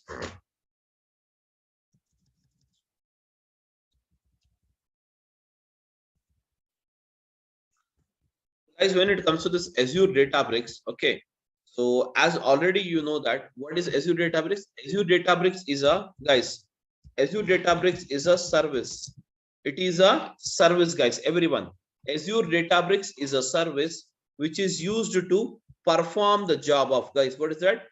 Azure Databricks is a service, okay. Azure Databricks is a service which is used to perform. Azure Databricks is a service which is used to perform the job of what? ETL, that is extraction, transformation, and what is that? Loading. Extraction, transformation, and loading. Okay. Between what is that? Clouds. Between the clouds and on-premises. Clouds and what is that? On-premises. Between the clouds and what is that? On-premises. Okay, guys.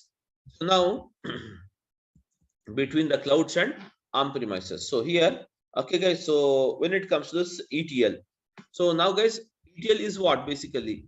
It is a service provided. Can you say Azure Databricks is a service provided by Microsoft, and to perform the job of ETL between the clouds and what is that? On-premises. Between the clouds and what is that? On-premises. So now, guys, let us try to see this. Okay. So what is basically an ETL? So ETL, as we know that, it stands for what? Extraction. It stands for what? Extraction, transformation. Extraction, transformation, and what's that? Loading. Extraction, transformation, and what is that? Loading. extraction, transformation, and loading. Now, guys, when it comes to this extraction, transformation, and loading, this is a process. This is a process, all of you. This is a process of, is what is that? Data summarization. This is a process of what, guys? Data summarization. This is the process of what? Data summarization. This is the process of what? Data summarization. Okay. It is a process of what? Data summarization.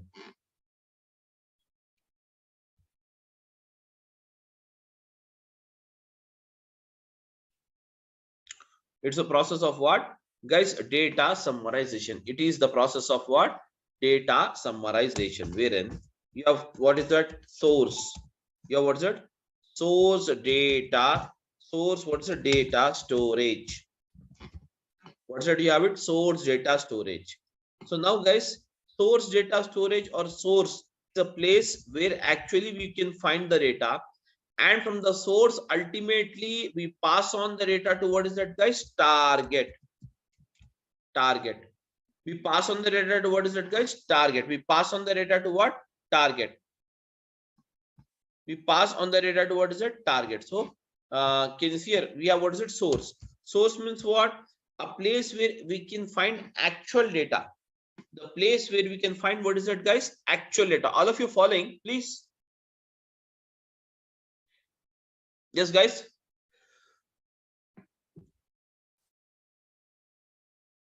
Yeah, am I audible?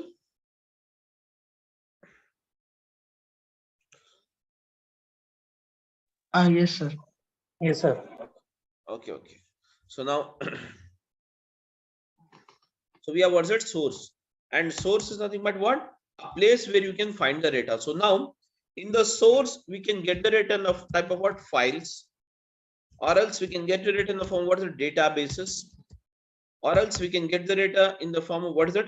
Live stream. We can also get the data from what? Live streaming data. Live streaming data. Okay. We can get the data from what? Files. We can get the data from, what is that? Files. We can get the data from what? Files. We can get the data from what? Databases. Else we can get the data from, what is that? Live streaming data. Anyways, guys, so these files, can you see here, are of what? We can have the CSV files. We can have, what is that? JSON files. We can have what? A CSV file, JSON file, and then we have, what is that? Excel files, etc. Can see here. These are the various type of files you have it. These are the various type of files you have it, guys. What is that? These are the various type of files we have it. Okay. What is that? We have the, these are the various type of files we have it.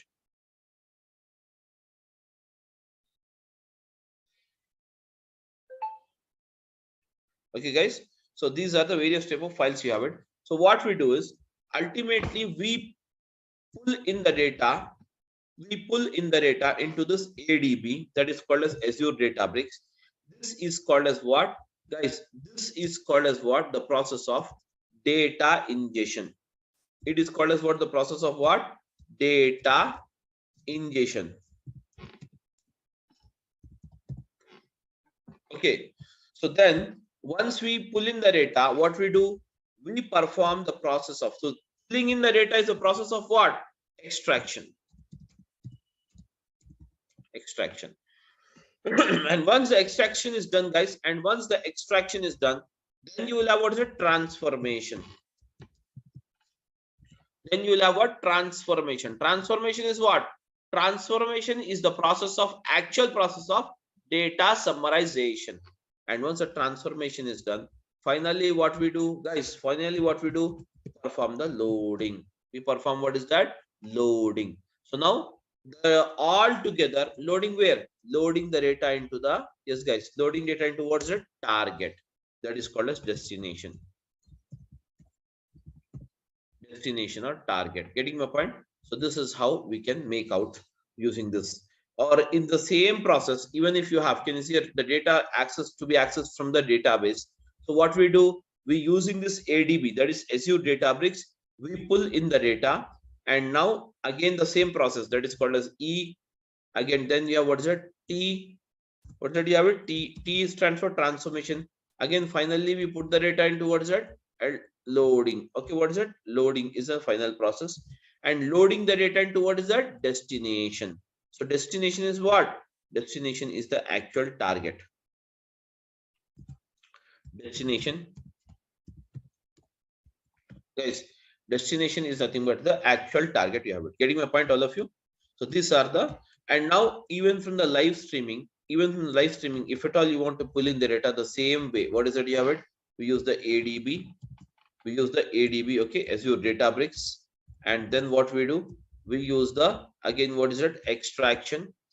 And then we perform what is that? Transformation, guys. What is that? Transformation. And then finally we use what is that? Loading. We perform the loading. And now, guys, this loading will be done ultimately into what is that? Destination. What is that? Destination. Getting my point? This is how the entire process works on. Okay, extraction, transformation, and finally loading the data into this. Now, guys, even we have discussed it in the last class, but just I wanted to brush it up before we move ahead. Guys, use what is that? Let us see first of all what is a big data. Guys, you already know what is big data now. Yes, guys, what is big data? Big data is nothing but, what do you mean by big data, guys? Huge data. What is that? Big data is nothing but what? Huge data or huge information.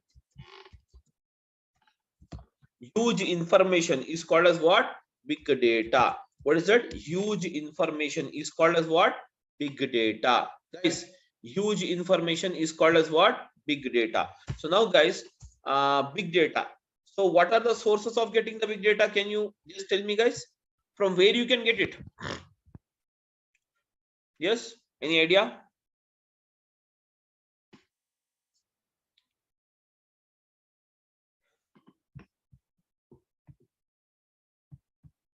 Yes, guys, I'm audible. Maybe event hubs, storage account. Okay, anyways, yeah, anyways, guys, we get the big data from various sources. So such as what? Social networking sites. Social networking sites. Okay, guys, we get the data from what? Social networking sites. That is big data. Such as, what do you mean by social networking sites? WhatsApp, Facebook. Okay, Facebook, WhatsApp. Then you have Twitter, Facebook, WhatsApp, Twitter. Then you have Insta, etc. These are all the, sincere, these are all the social networking sites from where we get the data. So, guys, data. So basically, what you can say, this is a business now. This is a business, and from the business we get the data. And data, what we do? Data, we put it in the form of what? Files or whatever the type you have it. And these files, we get it into ADB, that is Azure Databricks. And from here, we get the data into Azure Databricks, perform the job of what? Extraction. And then we do what? Transformation. And then we do what? Loading. And loading into what is that, guys? Finally, destination. Loading into what? Destination. Destination. Getting my point? Loading the data into what is that? Destination. Okay. Loading the data into what is that? Destination. Finally, the data will be loaded into what? Destination. Okay, guys, everyone.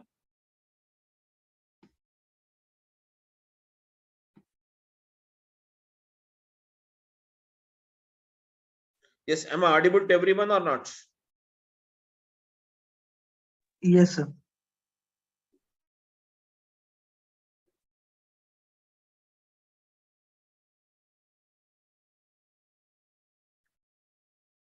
Okay, guys, that's it.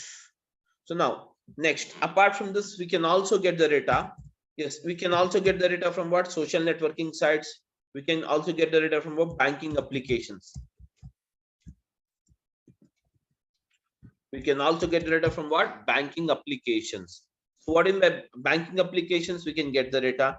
And from here, what we do? We pull in the data. And now, this time, whenever you have a banking applications, the data will be loaded, or data will be stored in the form of what? Databases only, guys.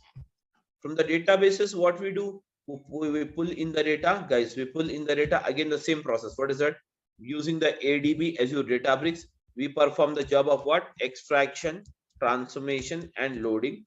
And now finally, once we load it, guys, finally once we load it, ultimately it will be sent towards destination. Now, likewise, you can also get the data from what is it? Human generated data. That means human generated data is very rare. Okay, human generated means the data which is generated by you and me. Okay, human generated data. And apart from this, we can also have, okay, same process. Human generated data will be again accessed into the ADB. And from the using the ADB, we perform the job of what? Extraction, transformation, and what's it? Loading. And ultimately, finally we load the data towards a destination. Finally, we load the data towards a destination. This is the destination you load it. Okay, guys. So yeah, what is that? Human generated data. What is it? Social networking sites. We can get the data from what? Social networking sites, banking applications, human generated data. Okay, guys, human generated data. These are the various things you have it. Getting my point, everyone? Now, apart from this, we can also get the big data in the form of what? Machine generated.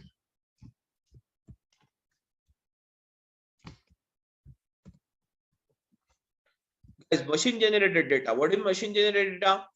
The machine generated data is nothing but the data which is generated by the machineries, such as your CT scan machine is there, ECG machine is there. Okay, guys, many machines nowadays, we have everything. We are surrounded by machineries.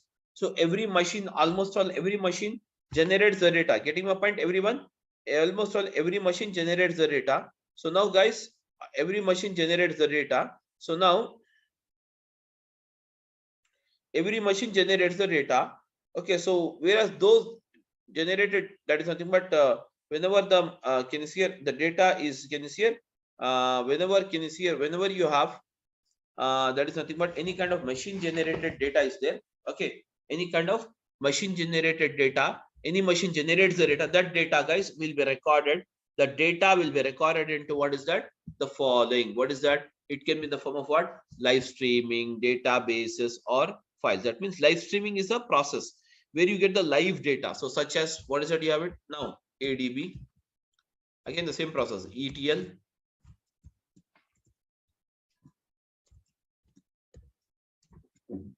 Ultimately, from here, the data will be sent to what? Destination.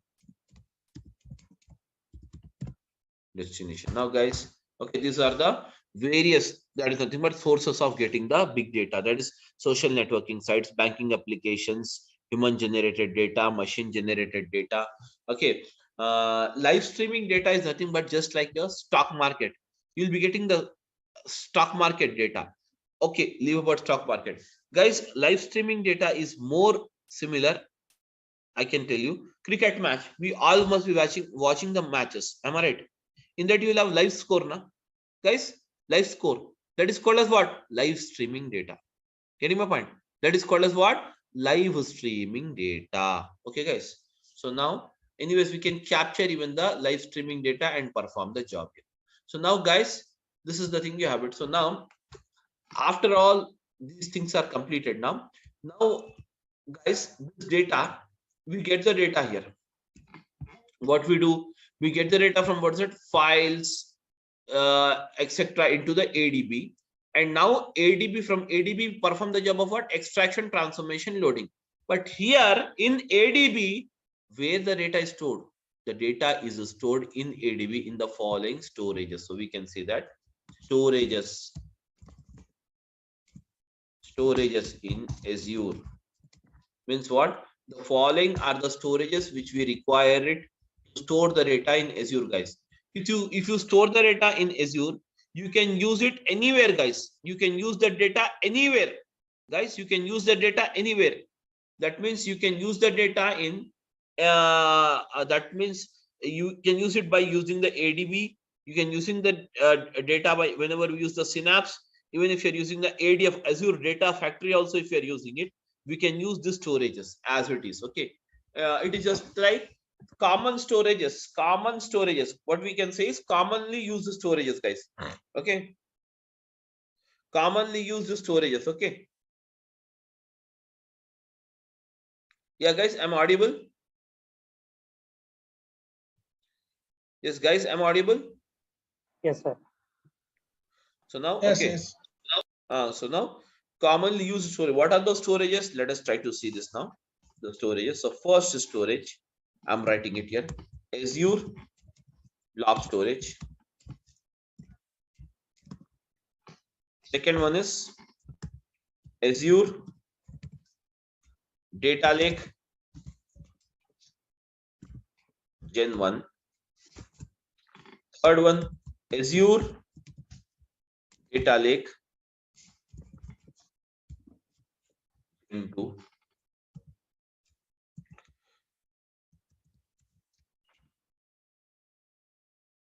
Azure Data Lake Gen 1, Azure Data Lake Gen 2. Okay. Then next one, what is it? You have it.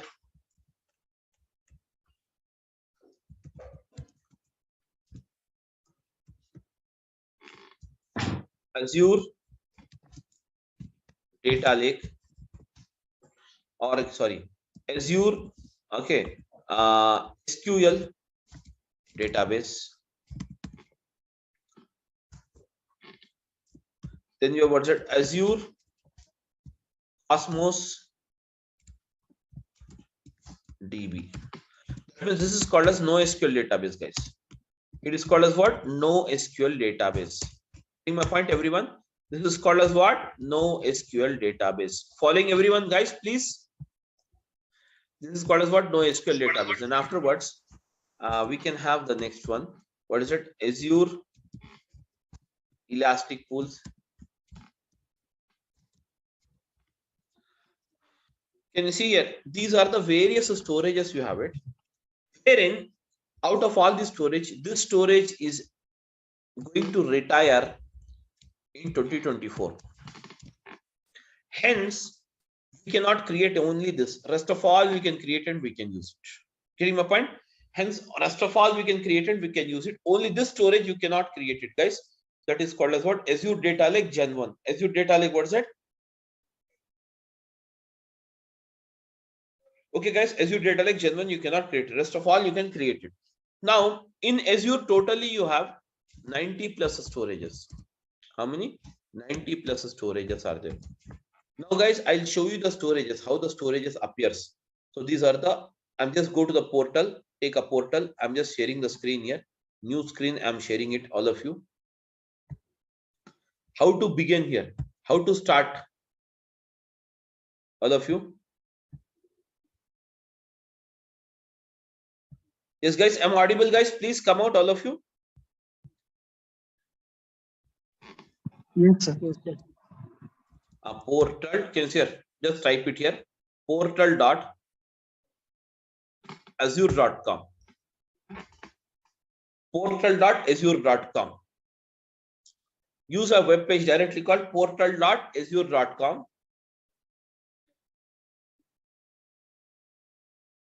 So in this, can you see here?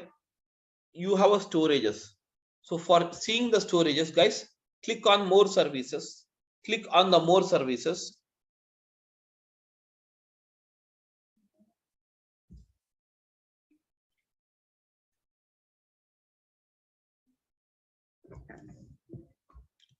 Click on the more services, guys. Can you see it? These are all the storages you can say. I'll show you the storages.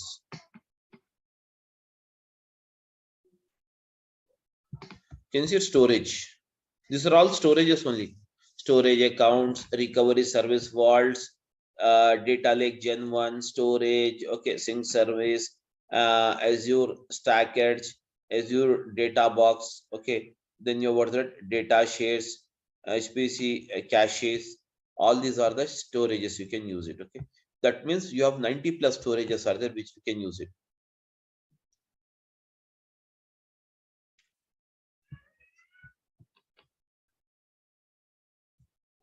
Guys, what is that you have it? Can see it? Databases. Can see all of you? Yes, everyone? Yes, sir. Yes. These are all the storages you can have it. So in Azure, totally you have 90 plus storages you have. Okay. So this is how. Now, how to log into this portal, guys? I will tell you one more way. So now, guys, I'm just showing you. Use, first of all, azure.com.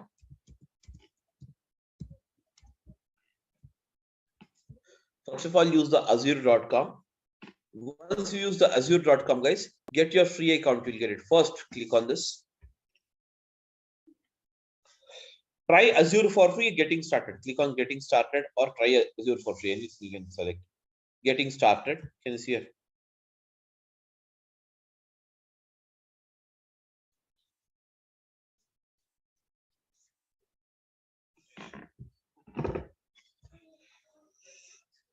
Anyways, it's taking me directly because I'm already logged in, so hence it's taking me. So guys, here what we can do is, if you just click on this get started, it will ask you some of your details. That is your the mail ID, etc. Once you enter your mail ID, everything, guys, then finally it will ask you for the credit card. If you provide the credit card, it will deduct 2 rupees from your credit card, guys.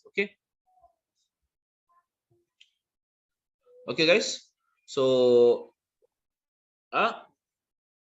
yes, guys, tell me. Okay, sir. So now this is how. So finally, what we can do is finally what we can do is so finally what we can do is once you click on this, finally you'll be landing up here on this. Finally, you'll be landing up here. This is called as portal.azure.com. And now you can start the service here. What is that? Bricks. I'm just typing here bricks. Bricks. Type it here, bricks. Can you see here, guys? This is the bricks. Okay. So now this is the one way. Can you see here? Bricks. If you have this tab here, it's fine. Okay. So anyways, the login, how to log in this one, how to check on this, how to create this, and how to start, what is the bricks you have it, what are the things you have in bricks, that we will again see it from tomorrow onwards, guys. Okay. Tomorrow we'll have the class. Okay. Tomorrow we'll meet at the same time. No changes in the time. Okay, guys. That's it. So now, guys, for the day, can you see these are all the things. So these are the very mandatory things which you have to remember it. Sorry. It's okay. This is the storages, and this is the thing we have it about this. Okay, guys. So we'll just stop the class here and we'll continue tomorrow. Okay, ma? Hi, sir. Yeah, please.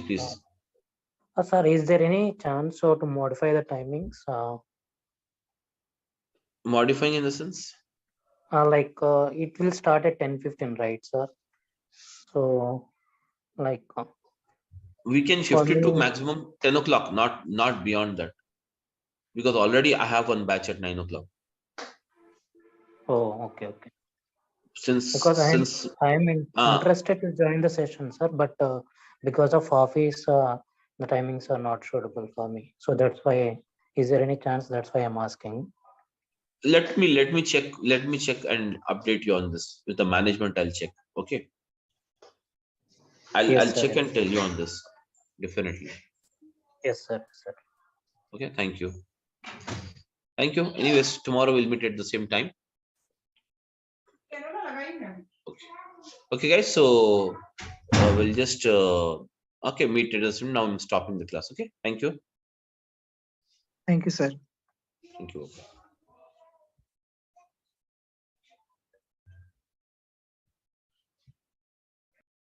See, guys, my name is Samir, and I would be your faculty for this Azure Databricks. And when it comes to this, my experience, I have around 10 plus years of experience in IT industry. And since the past 3 years, I'm onto the clouds. I'm supporting for the clouds and various clouds technologies. Okay. So now, guys, let us go ahead and see, first of all, okay, what are the things you have it in this? See, what is Azure Data Engineering? Okay, Azure is nothing but it is a name for the cloud services. Azure is nothing but it is the name for the cloud services given by the Microsoft. That means Microsoft is marketing their cloud products or their cloud services with a name called what is it? Azure. And now data means what? Information. Okay, data means what? Information.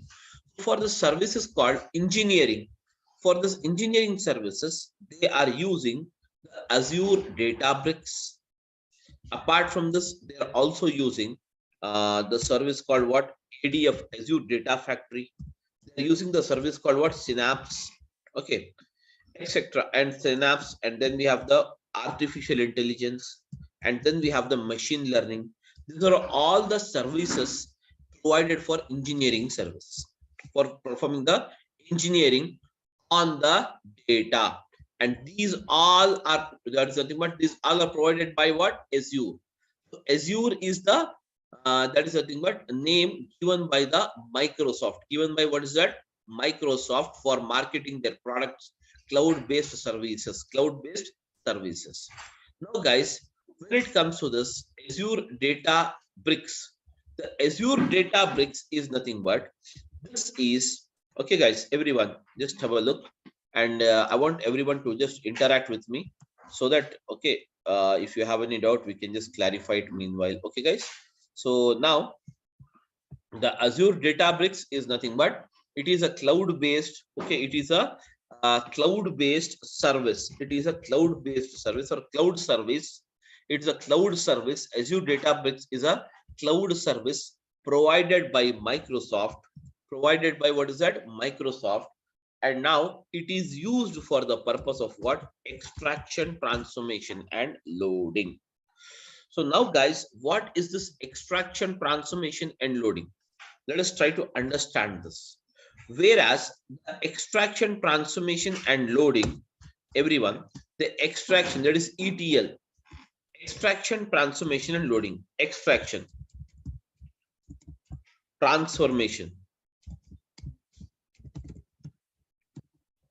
and then we have loading. Basically, the extraction, transformation, and loading, it is a process or it is a technique which is used to perform the data summarization. It's used to perform the data summarization. As that is extraction, transformation, and loading. It is a process or it is a technique to summarize the data, to summarize the data. And whereas for this particular process of ETL, we require the following. What is that? Source, and then we require what is that, guys? We require the another one that is called as a target. Whereas a source is nothing but what? The source where we get the source from where we get the information is called as what? A source. And target is nothing but what? Target is a place or destination. Target is nothing but place or destination. Is called as what? Destination. Target or destination. We can say it here. Okay. Now, guys, between the source and the target, we perform the process of what is that? ETL. What is that? Extraction, transformation, and loading is the process which is performed between two. What is that? Source and the target. Source and the target. Now, guys, even a layman, that is a person who is not from an IT background, should understand this. That is my main motive. Okay, for explanation of all these things. Okay, so now guys, let us try to see what is this ETL actually does. Now guys, this ETL basically performs the extraction process on the source, picks up and transforms the data and load it into the required format. For that, let us take an example. Now guys, you wanted to cook a curry, that is a vegetable curry you want to cook. So as soon as you decided to cook a vegetable curry, you will go to the market and get the vegetables. Once you have been to a market, there you can find many vegetables in the market, such as we have, for example, In Telangana, we have this Raitu Bazaar, or in various areas, even we have the supermarkets, that is Reliance Fresh, where they are providing all the vegetables at one store. Am I right? So once you've been to this market, how many type of vegetables you can find it, guys? Can you tell me? Just a practical one, not nothing related to subject. Tell me now. Yes, guys. Different vegetables. Yeah, many types of vegetables, many types of vegetables. So are you going to buy all those vegetables, or some of it which is required for your to cook your curry? Require for cook the curry. That is there. So you are going to pick up only those vegetables which is required to cook the curry. Now you have picked up. Okay, now you have picked up. Okay, guys, just a minute. Just give me a second. I've got some important call got here.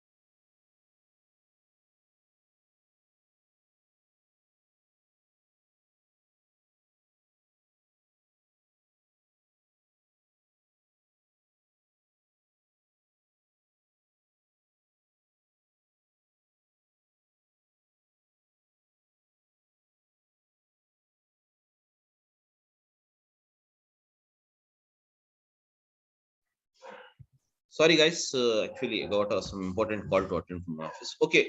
So now, guys. So I'm audible now. Hello.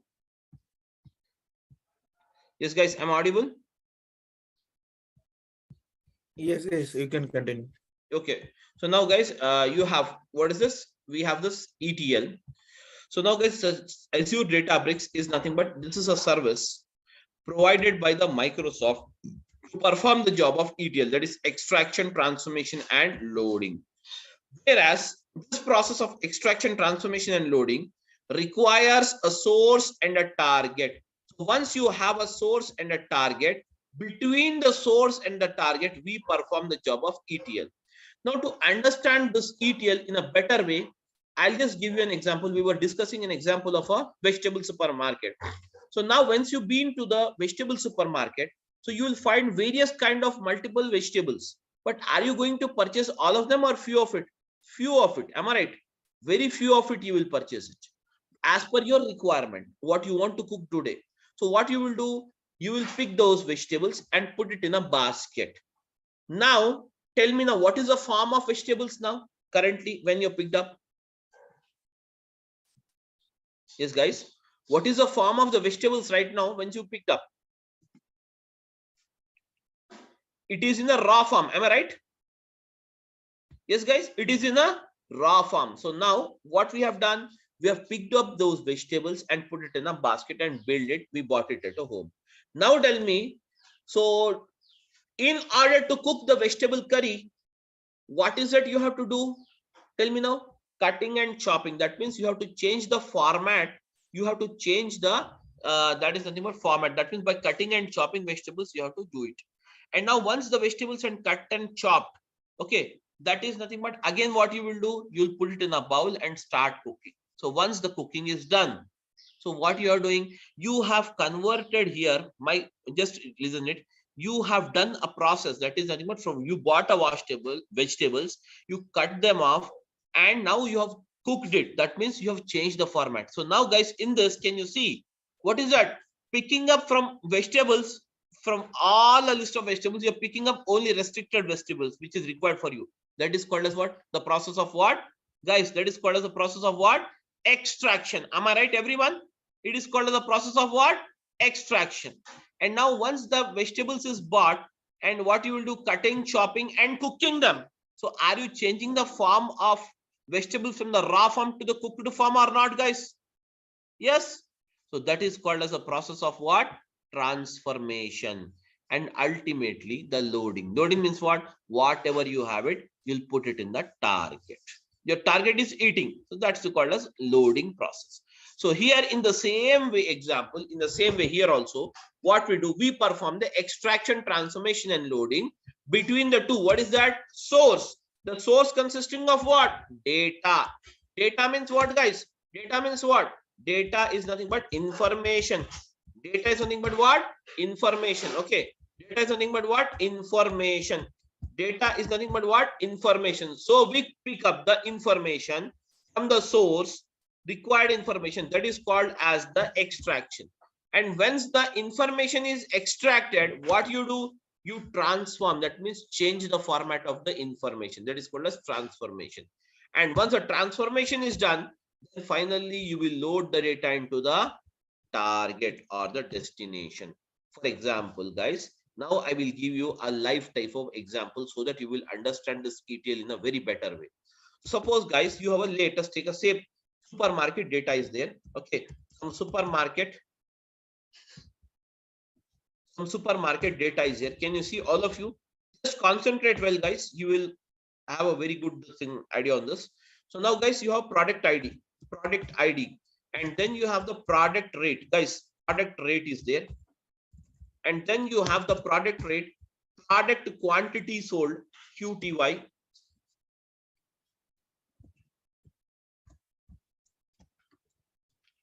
And next is what? Date of sales. That's it. These are the columns we have it.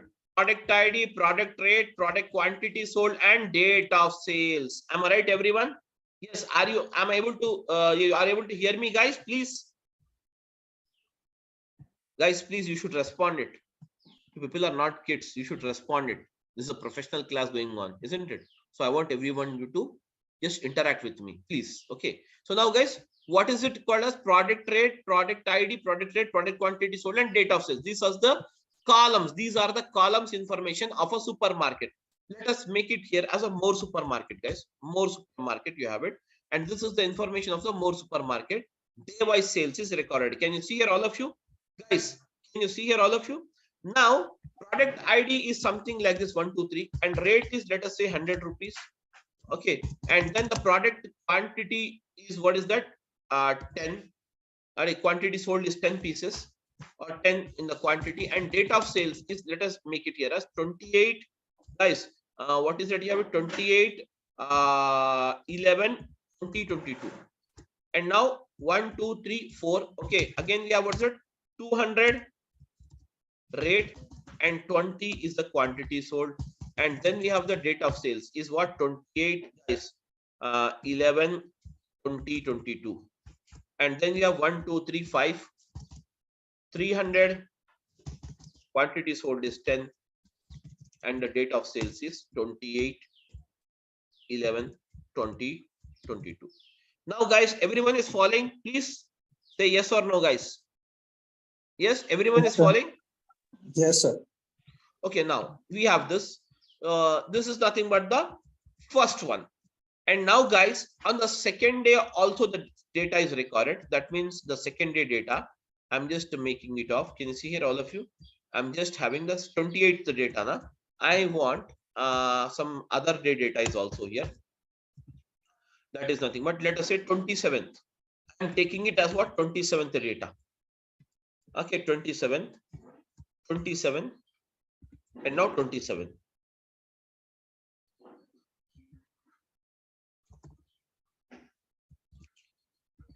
Now, guys, here you have, let us make it as 100 only. Okay, some change I have made it. That is okay.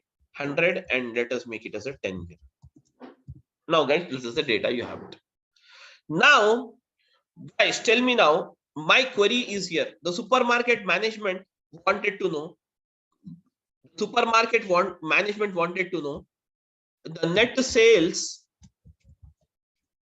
took place on 27th and 28th of November 2022, and find out the variation. Find out the variation. Getting my point, guys?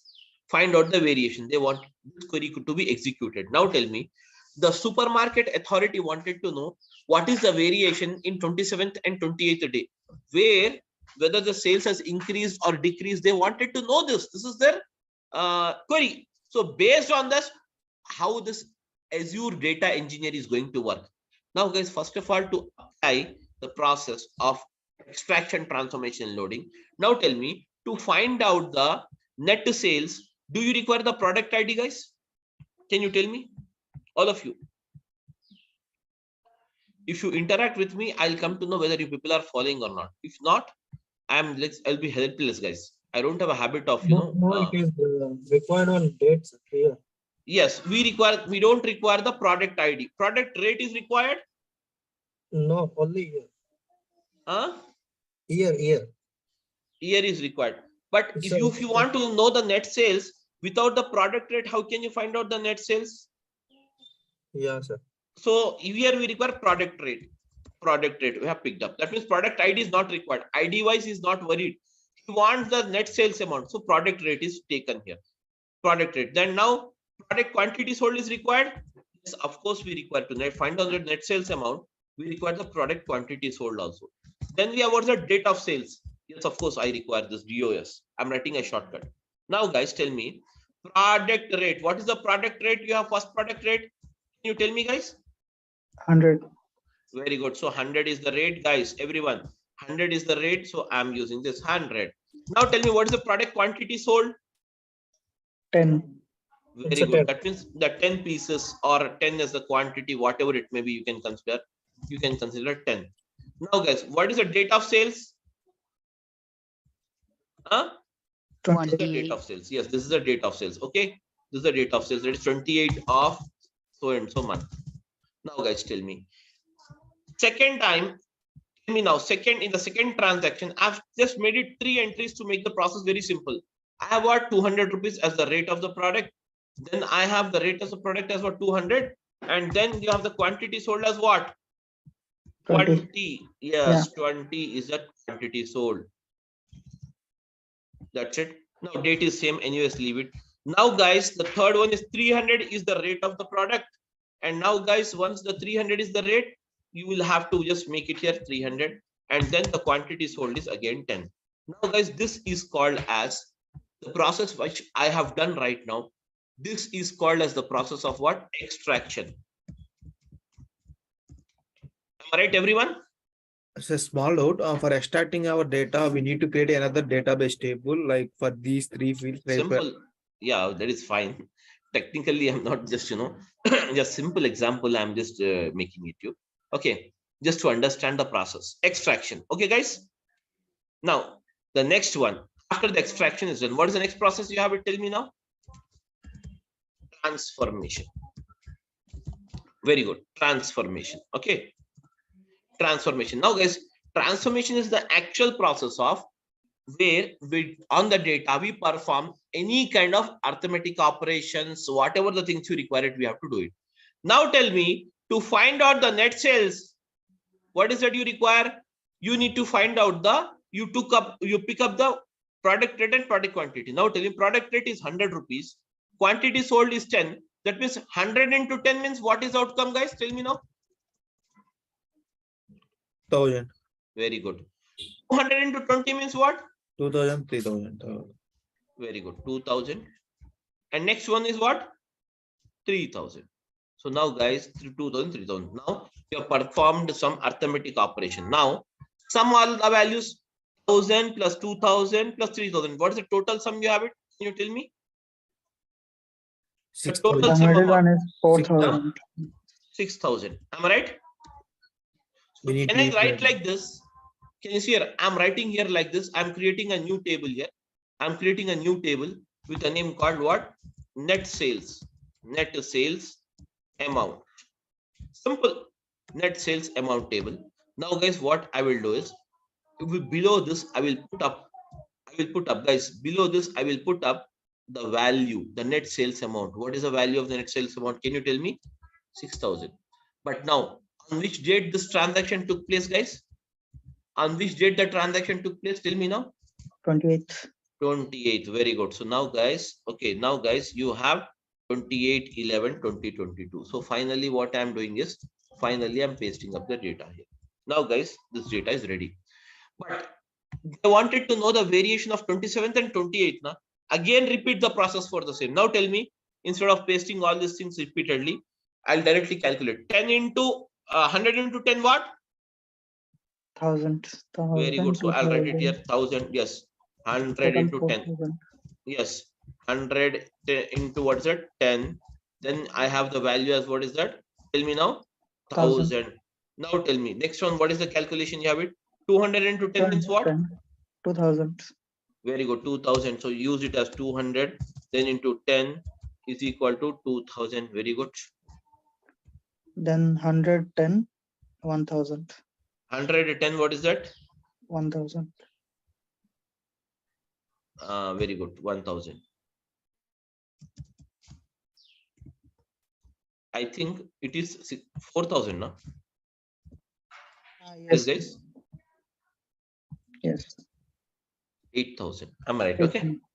Anyways, no issues, no problem. Okay. Now, guys, can you see it? We have it. Now, guys, now it is what? Tell me, now it is what? 3,000, sorry, 2,000 plus 4,000. 2,000 means what? Totally, what's the amount now? Now the net sales amount here is what? I'm directly writing it here. What is that? 4,000. Am I right, everyone? And the date of sales is what? 27/11/2022. Now this is the final data I will. What I will do is, once this is called as a transformation. Now the transformation is done. Finally, what I will do? I will start the process of loading. Now loading will be done. Loading, and the data will be loaded into what? destination. Okay, the data will be loaded into what is that? Yes, guys, the data will be loaded into what? Finally, the data will be loaded into what? Destination. Now tell me, destination is nothing but what? Target. Am I right, everyone? Target. This is your target data. So now, guys, this data I'll load it into the target once. Now, from the job of extraction till the job of loading into the target, it's the job of a Azure data engineer. It is a job of what is that? Azure data engineer, which we do it by using the Databricks. Which we do it by using what is that, guys?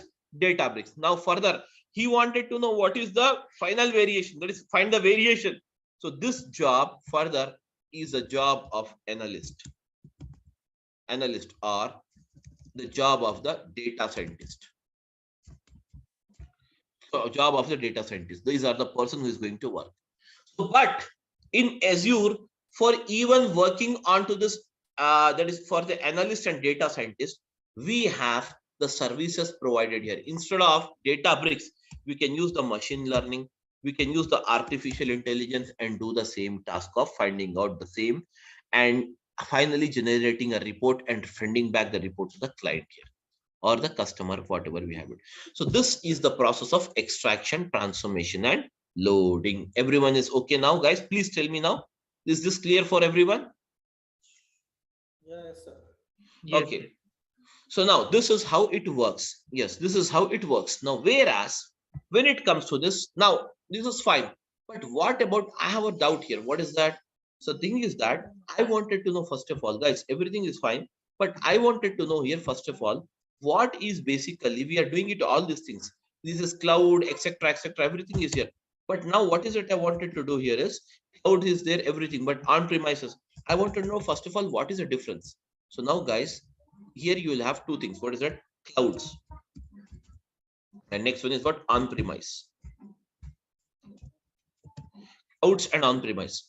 Basically, these are the two factors which is importantly we should know.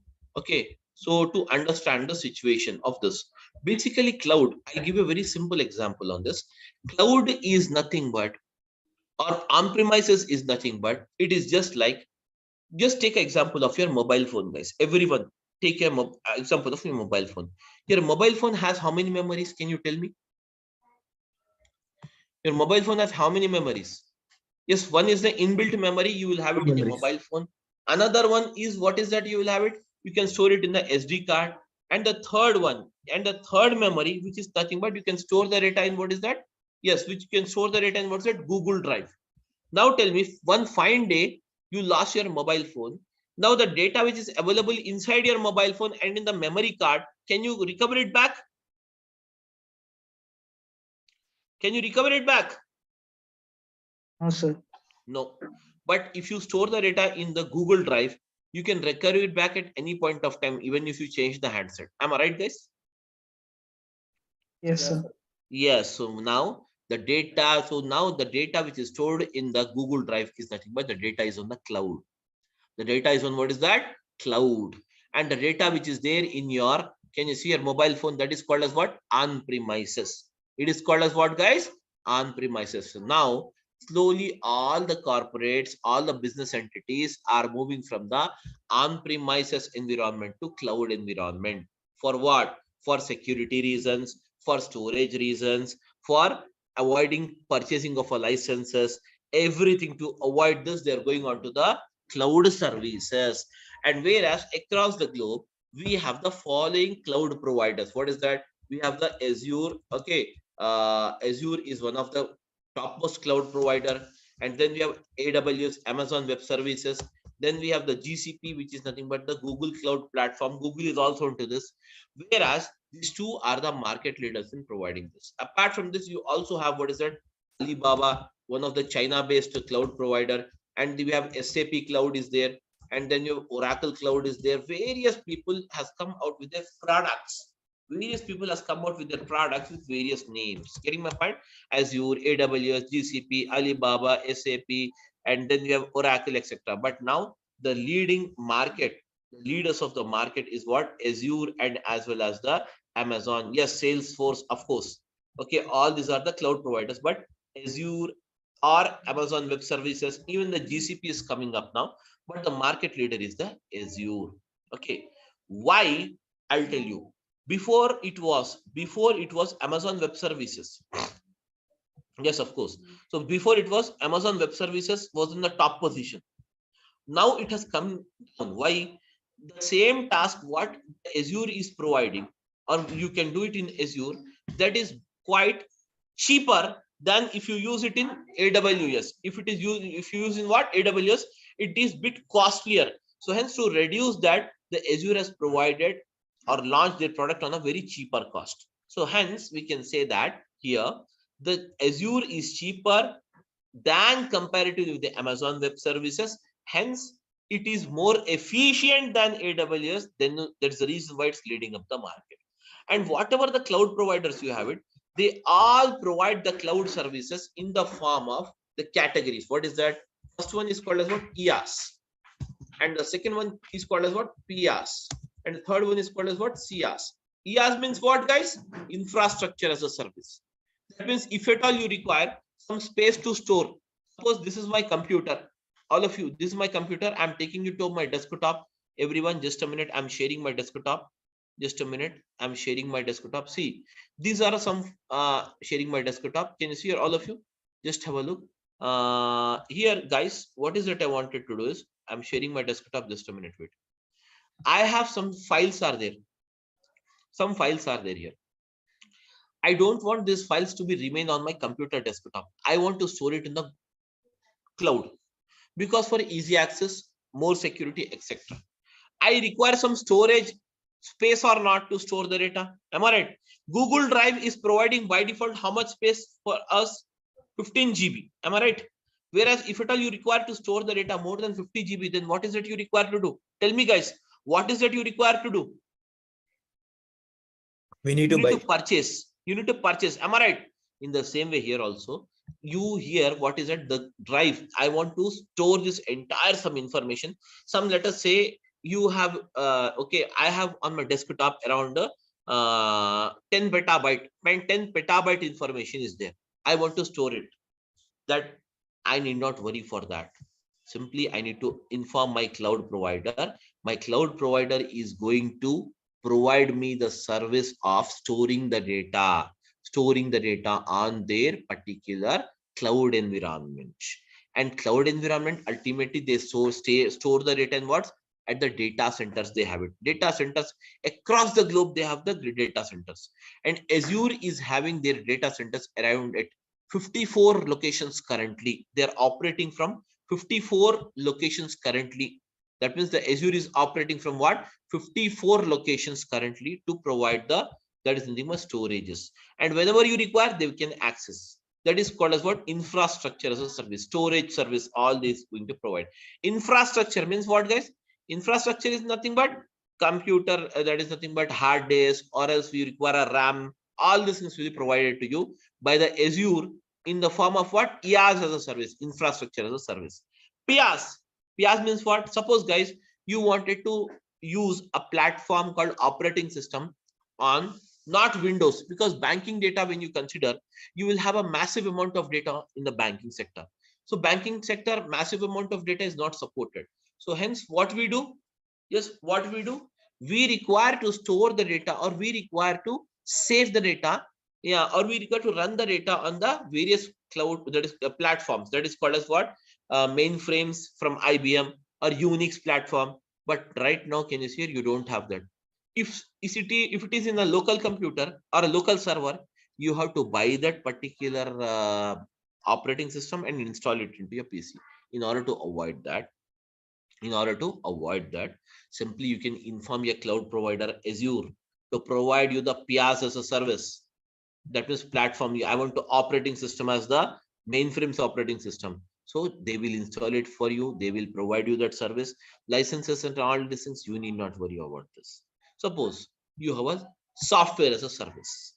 Means what? Suppose you require some software. That means for storing your data, you require some SQL database. So now, guys, whenever you require the SQL database, you require to buy the license. Am I right? License of all softwares. So here you do not worry about the license, guys. Here you need not worry about the license. The license is not your responsibility. License is not your responsibility. License is the responsibility of the Azure provider, that is a cloud provider. So simply you need to use this. You need to pay. So how you are going to pay? You need to go with the model called pay as you go model. That means the way you use it, you have to pay. It is just like your OTT platforms. If you want to watch some premium movies, you have to pay some extra cost. Am I right, guys? Yes, everyone? Yes, sir. Yes, sir. In the same way here also, if you want to take some premium services, you have to pay for it. That's it. Use it. Pay, use and go. That's it. Nothing else. Nothing will be your own. Whenever you require, they will save it. For saving, they will charge the cost. So that is nothing but they have cut short the things. So here, serverless, they have made it serverless now. That means you need not have a servers in your office where server room for maintenance of the server. Again, some service administrator is required. All these things is not required. Everything is cut short here. Getting my point? So that is nothing but the simply with a laptop and that is nothing but your mail ID and login, just like this. You can start your project. I'm using it. Can you see here, all of you? Portal.azure.com. I'm using this. Simply, you need to log into this web page, guys, with a laptop, and then you can start working on this, guys. Can you see it? Then you can start working on this. See, you can start working. You create your this thing own. So here, can you see it? Go to the subscription. You will find how much cost they are billing it for you. Can you see it? Currently, my role, they'll display you. I'm the account admin and current cost, see, 587 rupees because I'm using it right now active. Likewise, you will have to pay as you go model. So simply with a username and password created on the Azure, you can start up your own project with a very low cost without any infrastructure, servers, etc., etc. Everything is taken care by the Azure only. There is a cloud provider only. Okay, guys. So as a part of this course, we are going to see this Azure Databricks. Okay, with all the real-time applications we have it. Okay, so all the real-time applications and what are the things you require it, Azure Synapse, all, even the Delta Lake, how to develop a Delta Lake. Delta Lake is about the data lake. So all these Delta Lakes creation, how to extract the data, how to perform the transformation on the data, how to report the data, visualization of data, everything we are going to see as a part of this course, for which we will be having 60 hours time. 60 hours time we will have it. You will have a time called what? 60 hours time. Okay, 60 hours time. And you will have the class from Monday to Friday. Monday to Friday, 5 days. But Saturday, if it is required, we'll put it the class some days. Or if it's not required, we don't put up the class some days. Okay, guys. So this is how we are going to move it ahead. And the contents brochure and all, you can find it on the web page. You can see there. Yes. If you have any doubt now you can ask me, guys. Go ahead and ask, please. Sir, it is just extracting, transformer, loading, or we use any SQL behind this, or any developing, just we have to know any Python coding or any other? Yes, Python coding development is also there. Python coding is also there. So Python, Scala, R and SQL, these are the codes in which you need to write it. It is basically a coding based process where you need to know this. If you don't know this, you will have to learn it. And whereas as a part of this course, maximum I'm going to cover you the Python, because Python is the main this thing I'm going to teach you. And Bricks is also providing default languages of Python only, but you can also use the Scala, you can use the R, you can use the SQL language to write the commands and do the same. So basically the thing is that here in this, it is not, this is the, you will have two services. I'll just give you one more service name here. That is, first is the Azure Databricks, which is nothing but it is used for the process. And also you will have the Azure Data Factory. ADF is also there for the same process, but the ADF is used here as that is nothing but as a GUI, graphical user interface. But here you will have the ADB as a character user interface. Both of them performs the same job, but why ADF and why ADB? That means basically in the real time for data ingestion. That means for data ingestion means what? Extraction. Here, can you see? Pulling in the data, pulling in the data, pulling in the data, extracting all these things. Till here only they are using ADF. Further to this ADB job, because ADB has a, a more feature of visualization, more flexibly visualize it, and ADB provides a user, multiple users to work onto the same environment. Suppose there is a data scientist, there is a data engineer, and there is one more programmer is there, database programmer. All of them collaboratively work in a single environment. That is the Databricks thing you have it. Okay, so now guys, so this is the thing you have it in Databricks. And now if you want any other questions, you can go ahead and ask, please. Can you please show me the some coding, how it involves in real time? Just sample coding, sir. A sample coding. Okay, some sample coding is basically, I'll tell you just a minute. See, sample coding here, what we have it is, we can use in 4 different languages. So we can write it, the coding like this, such as I'm using Python. So if at all you want to use the Python in bricks, use py, and then you can see here, you can just print off this line, whatever this is, bricks class.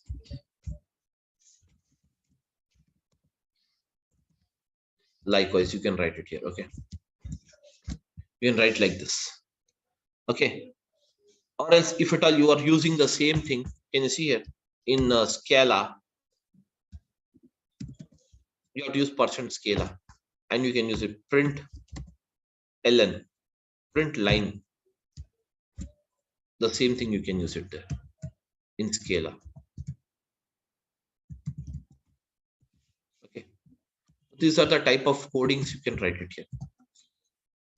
Okay guys, so these are the things you have it. So anyways, we will see. Hello, this sir.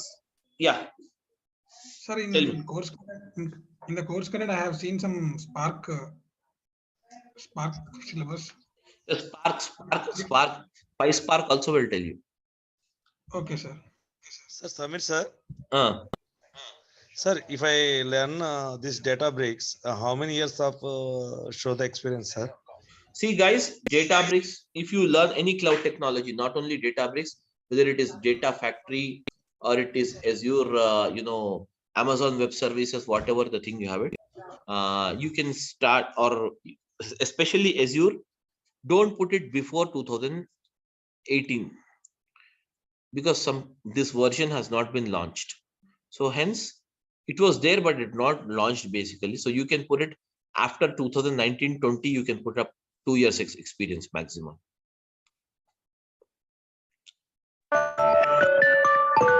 Okay guys. Sure. But if you are finally giving us some real-time environment experience, obviously. Sir, will you provide any real-time hands-on project? Yes, projects in the sense the real-time scenarios. There will be no project like structure in cloud environment. You will have the case studies. That is the only realistic case like POCs. Like we need to take one POC and will be applying on the data factories. Yes, data factory and Databricks. Yes, the same way we work here. It is a combination of the ADF and Azure Databricks, sir, or also this one is only ADB, not the ADF. This particular class, what you people are attending, it is only ADB. It has to do nothing with the ADF. ADF one class integration I will show you. That's it. But ADF is totally different course. That is at morning 7 AM. We have a new batch started the same day. But the same functionality will be the same for the functionality will be changed. Functionality will be, that is ultimately doing it for ETL only. But I am telling you now, this is a bit different concept. Ultimately, it achieves the same task, but the concept is variation. Obviously, you will have some variation on this.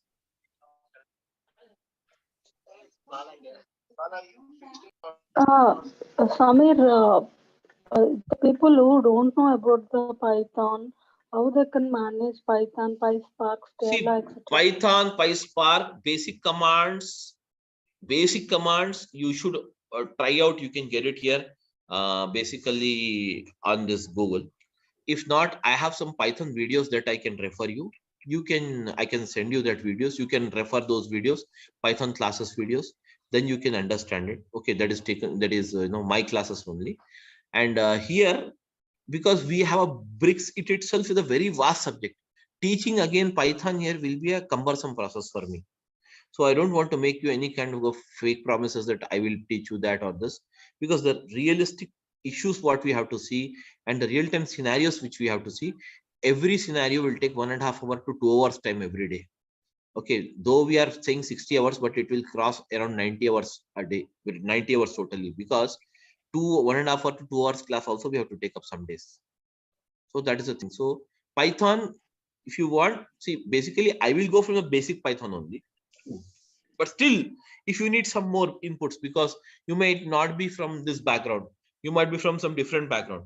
In such a case, then in such a case, you can just either do the Python separately, or I can send you some videos. Is there basic Python videos, how to write the code, how to generate this line, how to print all these things. I'll send you that you can have it. Thank you so much. Thank you, mobile. Okay, any other questions? Anyone else want to ask me some questions?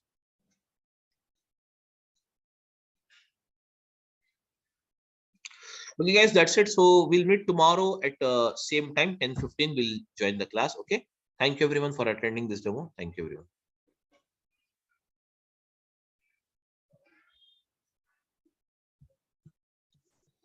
Okay, guys. Good morning. Good morning, sir. Okay, so now let us start with the this Azure Databricks. Okay, guys, so now the Azure Databricks will just go ahead. Now, as you know, yesterday already we have discussed about these things. What is an Azure Databricks? So basically, the Azure Databricks is nothing but the Azure Databricks is a service. What is that? It is a service. It is a service provided by what is it? Microsoft. It is a service provided by what? Microsoft, in order to perform the job of what is that? Extraction, transformation, and loading. That is nothing but ETL. Okay. So that is nothing but Azure Databricks is a service provided by Microsoft to perform the job of extraction, transformation, and loading. Okay. Now, so this process of ETL, guys, tell me now, this process of ETL, that is extraction,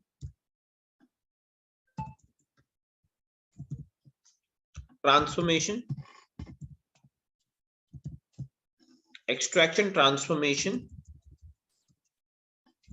and loading requires what? Yes, guys, you require two things. One is the source. Another one is what is the target. You require the source and the target. Between the source and the target, guys, we perform this job. That is called as ETL. Okay, everyone. So we have what is that? Between the source and the target, guys, between the source and the target, we perform the job of ETL, that is extraction, transformation, and loading. So whereas the source is nothing but all of you, source is nothing but what, guys? Source of data. Am I right, everyone? Source of nothing but what? Source of data. Guys, source of income means what? A place or a source from where we get the money is called as source of income. In the same way, source of data is nothing but what?